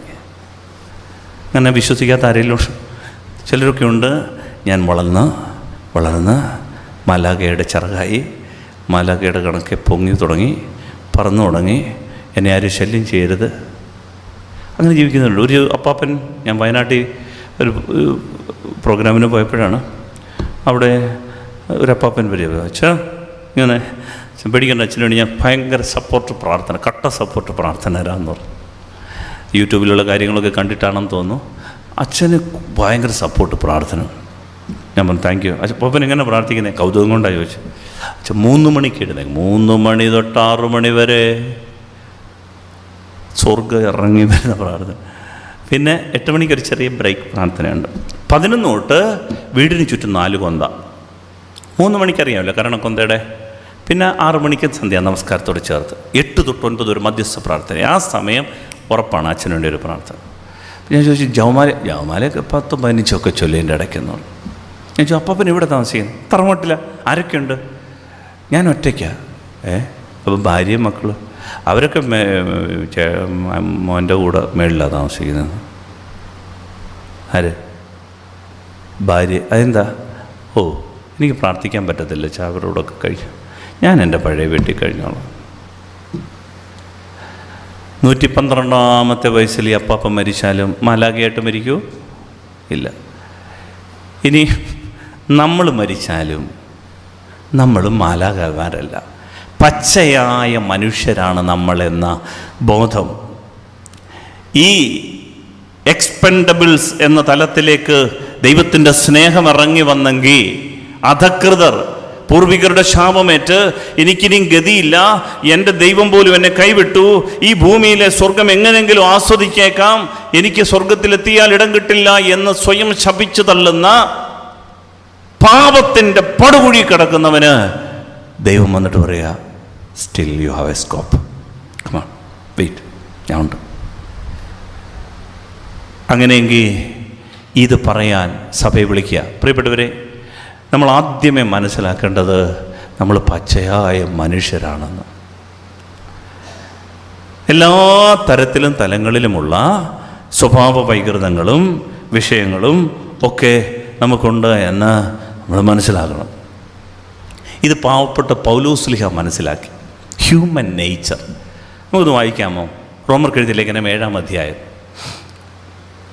അതിന് 15-ാമത്തെ വാക്യം ഒന്ന് വായിക്കാം. റോമർക്ക് എഴുതിയ ലേഖനം 7-ാം അധ്യായം അതിന് 15-ാം വാക്യം. അതായത് നമ്മുടെ വിഷയം ഇതാണ്, നമ്മൾ മാലാഖമാരല്ല. നമ്മളിങ്ങനെ മേക്കപ്പിട്ടൊക്കെ നടക്കുന്നതേ ഉള്ളൂ, ആർക്കും പിടികൊടുക്കാതെ, അസാമാന്യ മെയ്വഴക്കമുള്ളത് കൊണ്ട് ആർക്കും പിടികൊടുക്കാതെ ഇങ്ങനെ നടക്കുന്നതേ ഉള്ളൂ. പക്ഷെ നമ്മളൊക്കെ പച്ചയായ മനുഷ്യരാണ്. ഇത്തിരി കള്ളത്തരവും, ഇത്തിരി കുശുമ്പും കുന്നായ്മയും, ഇച്ചിരി സ്വാർത്ഥതയും പൊസസീവ്നെസ്സും, ഇച്ചിരി കൊണ്ടക്കറവും, ഇങ്ങനെയൊക്കെയുള്ള സംഭവം നിങ്ങൾക്കില്ലെന്ന് തോന്നുന്നു. ഇത് പമ്പയാറിന് അക്കരെയുള്ള കാര്യമാണ് ഞാൻ പറയുന്നത്. പാവപ്പെട്ട മനുഷ്യർക്ക് ഇതൊക്കെയുണ്ട്. ഇച്ചിരി വഴക്കൊക്കെ ഉണ്ടാകുന്നേ, ഇച്ചിരി ദേഷ്യമൊക്കെ ഉണ്ടാകുന്നത്.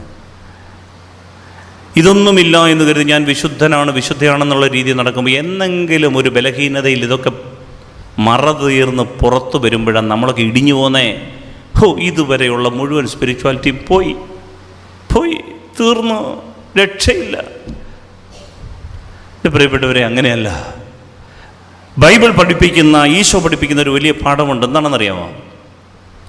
നമ്മൾ മനുഷ്യരാണ്. ഭൂമിയുടെ സകല മണ്ണിൻ്റെ സ്വഭാവങ്ങൾ കാണിക്കുന്ന മനുഷ്യരാണ് നമ്മൾ. വായിക്കാം, റോമർക്ക് എഴുതിയ ലേഖനം 7-ാം അധ്യായം 15-ാം തിരുവചനം. പൗലോസ്ലീഹ പറയാണ്, ഞാൻ ചെയ്യുന്ന പ്രവൃത്തികൾ തന്നെ എനിക്ക് മനസ്സിലാകുന്നില്ല. ആരാ പറയുന്നേ?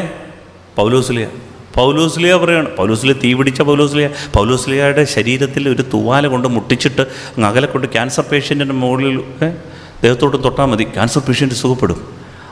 അത്ര പവറുള്ള ആൾ പറയാണ്, ഐ എം എ റച്ചഡ് മാൻ, ഞാനൊരു ദുർഭകൻ. എൻ്റെ മീനിങ് നാറിയ മനുഷ്യനെന്നാണ്. പൗലോസ്ലീഹ നാറിയ മനുഷ്യൻ. എന്താ കാര്യം എന്നറിയോ? ചില സമയത്ത് എൻ്റെ കയ്യിലിരിപ്പ് എനിക്ക് മനസ്സിലാകുന്നില്ല. ചില സമയത്ത് ഞാൻ എന്താ ഇങ്ങനെ ചെയ്തു പോണേ? ആര് പറയുന്നേ? സത്യമായിട്ട് ഞാനല്ല, പൗലോസ്ലീഹ പറയാണ്, എനിക്ക് പിടികിട്ടുന്നില്ല എൻ്റെ സ്വഭാവം. ഞാൻ ആഗ്രഹിക്കുന്നു നന്മ ചെയ്യണമെന്ന്, പക്ഷേ കറങ്ങി തിരിഞ്ഞു വരുമ്പോൾ തിന്മയാകുക. എന്തായാലും അതിലും വലിയ വിശുദ്ധനൊന്നും ഇവിടെ ഇരിപ്പില്ലേ, ഞാൻ ഉൾപ്പെടെ. ഇതാണ് ഹ്യൂമൻ നേച്ചർ. പച്ചയായ നമ്മുടെ ജീവിത യാഥാർത്ഥ്യം ഇതാണ്. ഈ മനുഷ്യപ്രകൃതത്തെ, പ്രിയപ്പെട്ടവരെ, നമ്മൾ ഇതൊന്നുമില്ല എന്ന് കണ്ണടച്ചിരുട്ടാക്കി ഒരു കുഴപ്പവുമില്ല എന്ന് കരുതി അതീന്ദ്രിയമായ ഒരു ദിവ്യത്വം കൽപ്പിച്ച് നമ്മൾ വിശുദ്ധിയുടെ പരിവേഷമണിഞ്ഞ് നടക്കുമ്പോൾ കുറച്ച് കഴിയുമ്പം മടുക്കും. ചിലർക്ക് ഇത്തരം പ്രാർത്ഥിച്ചില്ലെങ്കിൽ എന്തൊരു സങ്കടം, എന്തോ ഒരു നഷ്ടം വന്നു. രാവിലത്തെ ആ പ്രാർത്ഥന അങ്ങ് മുടങ്ങി. എൻ്റെ പ്രിയപ്പെട്ടവരെ, പ്രാർത്ഥന മുടങ്ങുന്ന, ഉറക്കം വരുന്ന, ഭക്ഷണം കഴിക്കാൻ ആഗ്രഹമുള്ള, ചിരിക്കുന്ന ഈ ഒരു ശരീരമാണ് ദൈവപുത്രൻ കൊതിച്ച് മനുഷ്യനായി തീർന്നത്. ദൈവം ശരീരപ്രകൃതം നമ്മുടെ കൂട്ടൊരു ശരീരം എടുത്താണ് ജീവിച്ച്, നമ്മുടെ കൂട്ട് വസ്ത്രം ധരിച്ച്, നമ്മുടെ കൂട്ട് ഭക്ഷണം കഴിച്ച്. ഈ ശരീരം നല്ലതാണെന്നേ. ഇങ്ങനൊരു ശരീരം, ഇങ്ങനൊരു ജീവിതം നമുക്കുണ്ട്, പച്ചയായ മനുഷ്യപ്രകൃതം. അപ്പോൾ പിന്നെ എന്താ വിഷയം? ശ്രദ്ധിക്കണം. നമുക്ക് കുറവുകളുണ്ട്, ബലഹീനതകളുണ്ട്, ദേഷ്യമുണ്ട്, നീരസമുണ്ട്, വെറുപ്പുണ്ട്, വിദ്വേഷമുണ്ട്, പടലപ്പിണക്കങ്ങളുണ്ട്, ലൈംഗികമായിട്ടുള്ള വൈകൃതങ്ങളുണ്ട്, ജീവിതത്തിൽ സ്വാർത്ഥതകളുണ്ട്, അഹന്തകളുണ്ട്, ഞാനെന്ന ഭാവങ്ങളുണ്ട്. ഉണ്ടെന്നേ ഉണ്ട്. ഇല്ല എങ്കിൽ ഇവിടെ എങ്ങും പോയി ജീവിക്കരുത്, വേറെ വല്ല ഉപഗ്രഹത്തിലും പോയി ജീവിച്ചോ. ഈ നീലഗ്രഹത്തിൽ ജീവിക്കുന്ന എല്ലാ മനുഷ്യർക്കും ഇതുണ്ട്. ദൈവം മനുഷ്യനെ ഇങ്ങനെയാണ് സൃഷ്ടിച്ചത്. പക്ഷേ എന്താണ് നമ്മളുടെ സുവിശേഷം? ദൈവത്തെ സ്നേഹിക്കുന്നവർക്ക്, അവിടുത്തെ പദ്ധതി അനുസരിച്ച് വിളിക്കപ്പെട്ടവർക്ക് ഇത് നന്മയ്ക്കായി, ആ വാക്ക് പ്രധാനമാണ്, പരിണമിപ്പിക്കും. ഇത് നന്മയ്ക്കായിട്ട് ക്രമേണ മാറ്റിയെടുക്കും. അതുകൊണ്ടാണ് നീ ഇത് ആർജിച്ചെടുക്കേണ്ടതാ. സ്വർഗം ഇപ്പം ഇങ്ങോട്ട് ഇട്ട് തരുന്നതല്ല. നീ പടിപടിയായി ജീവിതത്തിൻ്റെ തിരിച്ചറിവോടുകൂടി ഞാനും നിങ്ങളും പ്രിയപ്പെട്ടവരെ ആർജിച്ചെടുക്കണം. അതുകൊണ്ടാണ് ഈശോ പറഞ്ഞത്, സൗമ്യശീലർ, ശാന്തശീലർ ഭാഗ്യവാന്മാർ, അവർ ഭൂമി അവകാശമാക്കും. ശാന്തത നീ ശീലിക്കണം. ദുബായിൽ നിന്ന് കൊണ്ടുവരത്തില്ല ആരും. സൗമ്യത പരിശീലിക്കണമെന്നേ. അതുകൊണ്ടാണ് ഈശോ പറഞ്ഞത്, ഇതൊരു കുരിശാ, ഇത് സാഹസികമാ, പക്ഷെ ആസ്വാദ്യകരമാ. ഇതാ ജീവിതത്തിൻ്റെ സഫലീകരണം എന്ന് പറയുക. ജീവിതം സഫലമാണോ എന്ന ചോദ്യത്തിന് ഉത്തരം എന്താ? ജീവിതം ആസ്വാദ്യകരമാണോ എന്നുള്ള ജീവിതത്തിന് കുറേ തിന്നുകൂടി ചെരുമിച്ച് കഴിയുന്നതല്ല, മറിച്ച് സാഹസികമായൊരു ജീവിതമുണ്ട്. പടിപടിയായി ദൈവത്തിന് കാതോർത്ത് വളരുന്നൊരു ജീവിതം. ദൈവത്തിൻ്റെ ഈ സ്നേഹം വെളിപ്പെട്ട് കിട്ടിക്കഴിഞ്ഞാൽ ഇത് മെല്ലെ ജീവിതം കൊണ്ട് പങ്കുവെച്ചു കൊടുക്കും. ഇതാണ് സഭയ്ക്ക് ചെയ്യാനുള്ള ഏറ്റവും പ്രധാനപ്പെട്ടതായ ഉത്തരവാദിത്വം. വെളിപ്പെടുത്തുക ദൈവത്തിൻ്റെ ഈ സ്നേഹത്തെ. Hallelujah, hallelujah. അതുകൊണ്ടാണ് ഈശോ പറഞ്ഞത്, നീ ഏകനായിരിക്കുന്നത് നന്നല്ല, നീ ഒറ്റയ്ക്കിരിക്കേണ്ടവനല്ല. പക്ഷെ പ്രകൃതം എന്താ? ഞാൻ പിടിച്ച മൊയിലിന് 3 കൊമ്പ്, എൻ്റെ കാര്യം ആരും നോക്കണ്ട, എന്നെ ആരും പഠിപ്പിക്കാൻ വരണം. ഇതാണ് നമ്മുടെ പ്രകൃതം. ഞാൻ നോക്കിക്കോളാം. പക്ഷെ കർത്താവ് പറയാണ്, no, you have to regain your ability to love. സ്നേഹിക്കാനുള്ള പാരസ്പര്യത്തിൻ്റെ ഈ ഒരു കൃപയുണ്ടല്ലോ, നേടിയെടുക്കണം. അതുകൊണ്ടാണ് ദൈവമായ കർത്താവ് ഈ സകലമാന ജീവികളെയും ദൈവം സൃഷ്ടിച്ചിട്ട് ദൈവം ആദാമിൻ്റെ മുമ്പിലൂടെ ഒരു പരേഡ് നടത്തി. എന്നിട്ട് പറഞ്ഞു, പേരിട്ടോളാൻ പറഞ്ഞു. ഉൽപ്പത്തി 2:20 നമ്മൾ വായിക്കുന്നുണ്ട്, ആദാം എല്ലാത്തിനും പേരിട്ടു. ആദാം എല്ലാത്തിനും പേരിട്ടു. പക്ഷേ പേരിട്ടതെല്ലാം അതിന് പേരായി വീണു. പക്ഷേ ആദാമിന് മാത്രം ഒരു സമാധാനമില്ല. ദൈവം ഒരു പാഠം ആദാമിനെ പഠിപ്പിക്കുക, മനുഷ്യകുലത്തെ പഠിപ്പിക്കുക. എന്ത്? നിന്റെ ജീവിതത്തിൽ മറ്റൊന്നും നിന്റെ ജീവിതത്തിൽ സഫലമാവില്ല, മറിച്ച് ഒരു മനുഷ്യൻ ഉണ്ടാകണം നിൻ്റെ കൂടെ, ബന്ധങ്ങളുണ്ടാകണം കുടുംബത്തിൽ. അതുകൊണ്ടാണ് ഇത്രമേൽ ഊഷ്മളത. അയൽക്കാരുമായിട്ട് ഭയങ്കര അടിയാണെങ്കിലും കുടുംബത്തിൽ എന്താണ് ഊഷ്മളത? ചേർന്നവരെ ദൈവം തന്നിരിക്കുകയാണ്. ഞങ്ങളുടെ സമൂഹ ജീവിതത്തിൽ വലിയ പാടാ ജീവിക്കാൻ. കാരണം എല്ലാം പല കുടുംബങ്ങളിൽ നിന്ന് വന്ന പല സ്വഭാവങ്ങളാണ്. പക്ഷേ ദൈവം പറയാണ്, നീ ഏകനായിരിക്കുന്നത് നന്നല്ലെന്നേ. അതുകൊണ്ടാണ് ഒരു സഭ ഈ പാരസ്പര്യത്തിൽ ഈ സ്നേഹം സ്വീകരിച്ചിട്ട് വെളിപ്പെടുത്തുക എന്നുള്ളതാണ് എൻ്റെ പ്രിയപ്പെട്ടവരെ സഭയുടെ വിമലീകരണം. ഇല്ല എങ്കിൽ സഭ ഒഴുകും, പക്ഷേ ദിശ മാറിയാണ് ഒഴുകുന്നത്. സഭയിലെല്ലാമുണ്ട്. ആരാധനകൾ, ലിറ്റർജികൾ, ആഘോഷങ്ങൾ, പെരുന്നാളുകൾ, കൂടിവരവുകൾ, മെട്രോപൊളിറ്റൻ മെഗാ പ്രോഗ്രാംസൊക്കെ നമുക്കുണ്ട്. ജീവകാരുണ്യ പദ്ധതികളുണ്ട്, കോളേജുകൾ, സ്കൂളുകളുണ്ട്. വേണം. ആതുര ശുശ്രൂഷകൾ നടത്തുന്ന ഹോസ്പിറ്റലുകൾ ഉണ്ട്. ഈശോയുടെ ശുശ്രൂഷയാണ്. വ്യാഖ്യാനങ്ങളുമുണ്ട്. പക്ഷേ വിഷയം ഈ പാരസ്പര്യം നഷ്ടപ്പെട്ടാൽ ദൗത്യബോധം നഷ്ടപ്പെടും. ബന്ധം മുറിഞ്ഞു പോയാൽ ജീവിക്കാൻ പറ്റില്ലെന്നേ. ബന്ധം മുറിച്ചു കളയുന്ന സഹോദരങ്ങളോട്, ഇതര മതസ്ഥരോട് സമൂഹത്തോട് ഈ ബന്ധങ്ങൾ മുറിച്ചു കളയുന്ന ഒരുതരം മതതീവ്രവാദത്തിൻ്റെ ഇരകളാകാൻ നമ്മൾ വിട്ടുകൊടുക്കരുത് നമ്മളെ. അതല്ല ഈശോയുടെ മനോഭാവം, ഈശോയുടെ ജീവിതം. അവൻ നസ്രത്ത് വിട്ട് വിജാതീയരുടെ ഗലീലയിൽ പോയി പാർത്തു. അവൻ നസ്രത്ത് വിട്ടു, യഹൂദരുടെ നാട് വിട്ട്. വാക്ക് പ്രധാനമാണ് ബൈബിളിൽ, വിട്ടു. അവൻ വിജാതീയരുടെ ഗലീലയിൽ പോയി പാർത്തു. ഈ പാരസ്പര്യമാണ് എൻ്റെ പ്രിയപ്പെട്ടവരെ സഭയുടെ ദൗത്യം. അതുകൊണ്ടാണ് നമുക്ക് സുവിശേഷങ്ങളിലേക്ക് മടങ്ങണമെന്ന് പറയാം. അതുകൊണ്ടാണ് ഈശോയുടെ മടിത്തട്ടിലേക്ക് മടങ്ങണമെന്ന് പറയുക.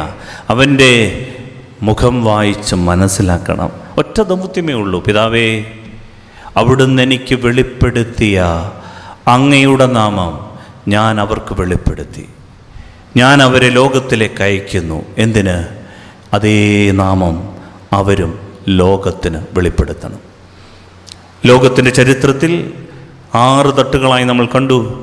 അങ്ങ് ബഹുദൈവാരാധന മുതൽ, അബ്രഹാമിന് വെളിപ്പെടുത്തിയ ഗോത്ര സംസ്കാരം മുതൽ, മോശ മുതൽ, പിന്നീട് സീനായ് മല മുതൽ, പിന്നീട് അതിനുശേഷം അവിടെ നിന്ന് ഈ സമൂഹം രൂപപ്പെടുത്തിയ 10 കൽപ്പനകളുടെ 613 ഉപകൽപ്പനകളിലൂടെ ദൈവത്തെ വെളിപ്പെടുത്തി കിട്ടുമെന്നുള്ള പ്രതീക്ഷയിൽ ഈ ജനം നടന്നു. ഒടുവിൽ ഈശോ വന്നിട്ട് പറഞ്ഞു, ഇങ്ങനെ നിയമങ്ങളും ഇങ്ങനെ കീറിമുറിച്ച ജീവിതശൈലികളും ഇങ്ങനെ ജീവിതത്തിൻ്റെ ചക്രശ്വാസം വലിക്കുന്ന, ജീവിതത്തെ വല്ലാതെ ഉലച്ചു കളയുന്ന ഈ മതതീവ്ര ചിന്തകളുമൊന്നുമല്ല, മറിച്ച് ദുഷ്ടരുടെയും ശിഷ്ടരുടെയും മേൽ ഒരുപോലെ മഴ പെയ്യിക്കുന്ന ഒരപ്പനുണ്ട്.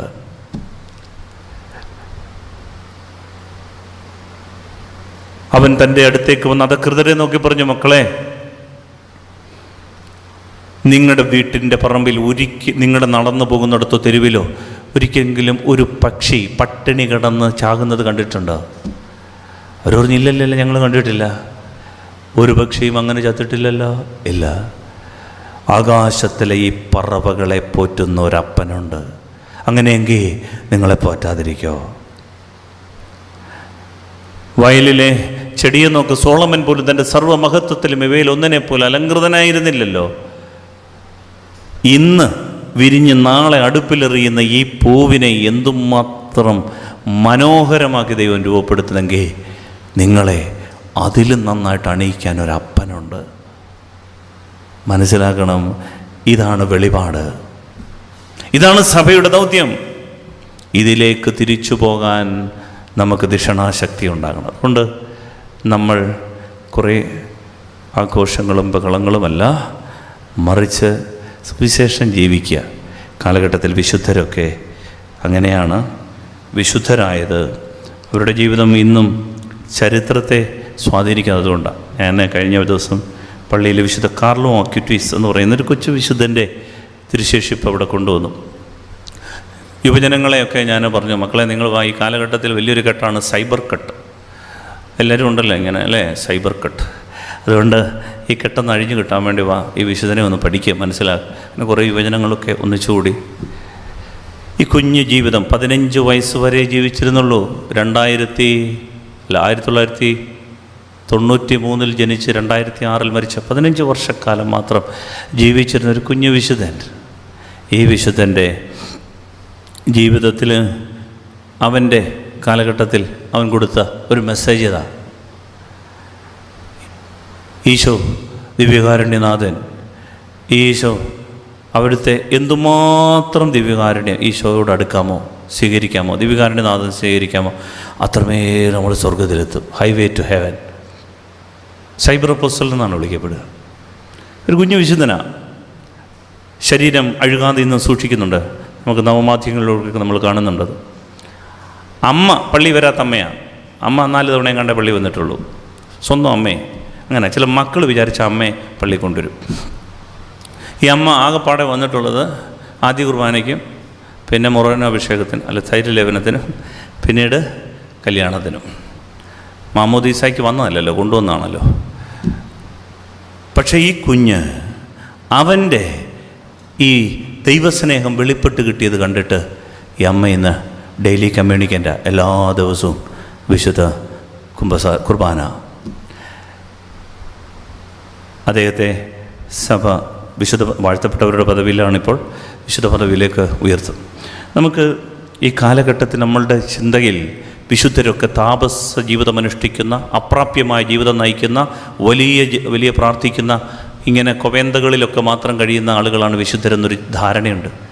അതിനെയൊക്കെ കാറ്റിൽ പറത്തിക്കൊണ്ട് സഭ ഉയർത്തിയൊരു കുഞ്ഞു വിശുദ്ധൻ, സ്പോർട്സ് ഷൂ ഇടുന്ന, ജീൻസ് ഇടുന്ന, കയ്യിൽ കൊന്ത പിടിക്കുന്ന, ഈ ഇൻ്റർനെറ്റിൻ്റെ അനന്ത സാധ്യതകളെ ലോകത്തിൻ്റെ സുവിശേഷവൽക്കരണത്തിന് ഉപയോഗിക്കുന്ന കുഞ്ഞു വിശുദ്ധൻ, അവൻ്റെ ശരീരം അഴുകരുതെന്ന് സ്വർഗത്തിന് നിർബന്ധമുണ്ട്. 15 വർഷം കഴിഞ്ഞിട്ടും അഴുകാതെ അത് സൂക്ഷിക്കപ്പെടുന്നു. ഇതേയുള്ള ജീവിതം. അന്ധകാരത്തെ പഴി പറഞ്ഞിട്ട് കാര്യമില്ല, പഴിച്ചിട്ട് കാര്യമില്ല. ഇരുളിനെ പഴിച്ചിട്ട് കാര്യമില്ല. ഉള്ളിലെ തിരിവട്ടം കത്തിക്കുക. എന്താണ് ഈ തിരിവട്ടം? ഈശോ വെളിപ്പെടുത്തിയ ഒരു അപ്പനുണ്ട്.